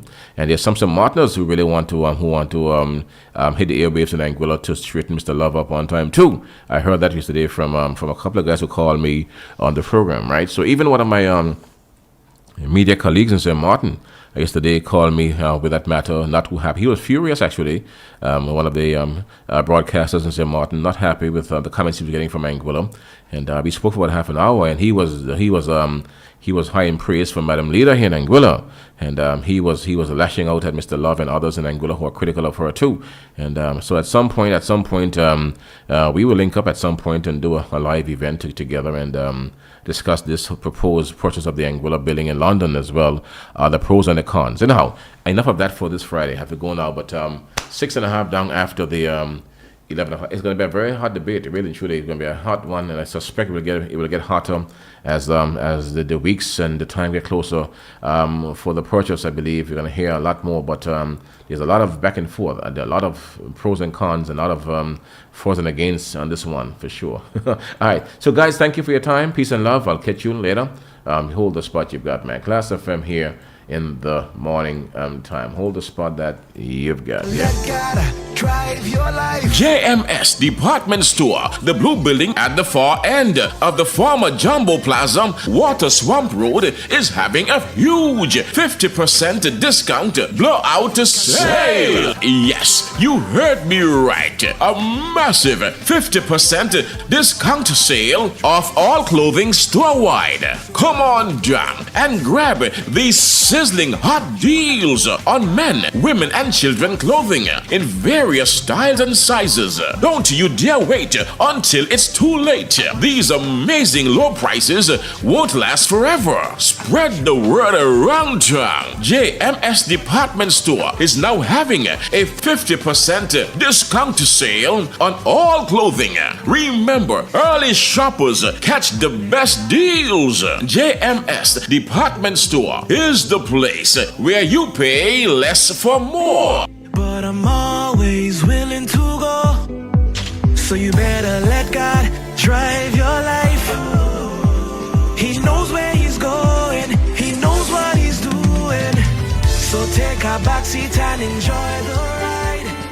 Identity Digital Inc. requests for proposals for .ai Community Outreach, RFP. Identity Digital, the registry operator for the .ai top-level domain, is pleased to invite proposals for a comprehensive outreach and community engagement program. This program was developed in partnership with the Government of Anguilla and seeks to promote initiatives that strengthens Anguilla's reputation through credible, locally grounded storytelling and initiatives, support education and digital literacy, encourage innovation and local business participation, promote sustainable economic and social impact with measurable local outcomes, with an overarching recognition that .ai is not only a global technology identifier, but a vital strategic asset for the island's national development. We are seeking qualified organizations to design and implement initiatives that translate the global success of .ai into tangible, lasting value for the people of Anguilla. The program focuses on 3 core pillars: education and skill development, innovation and entrepreneurship, and national visibility. Central to this RFP is a mandate for local participation. Identity Digital strongly prefers submissions from Anguillan firms or international partnerships that feature local professionals in substantive leadership roles. Our objective is to foster sustainable growth through knowledge transfer and institutional capacity building that remains on island. Respondents are encouraged to design proposals that reflect both the significance of the .ai domain and the local opportunities it creates for Anguilla. Interested respondents must submit their proposals by 5 p.m. Eastern Standard Time on Tuesday, 23rd June 2026. For full details and submission guidelines, please contact Identity Digital at rmohan@identity.digital. Join us in shaping a digital future that celebrates and serves Anguilla.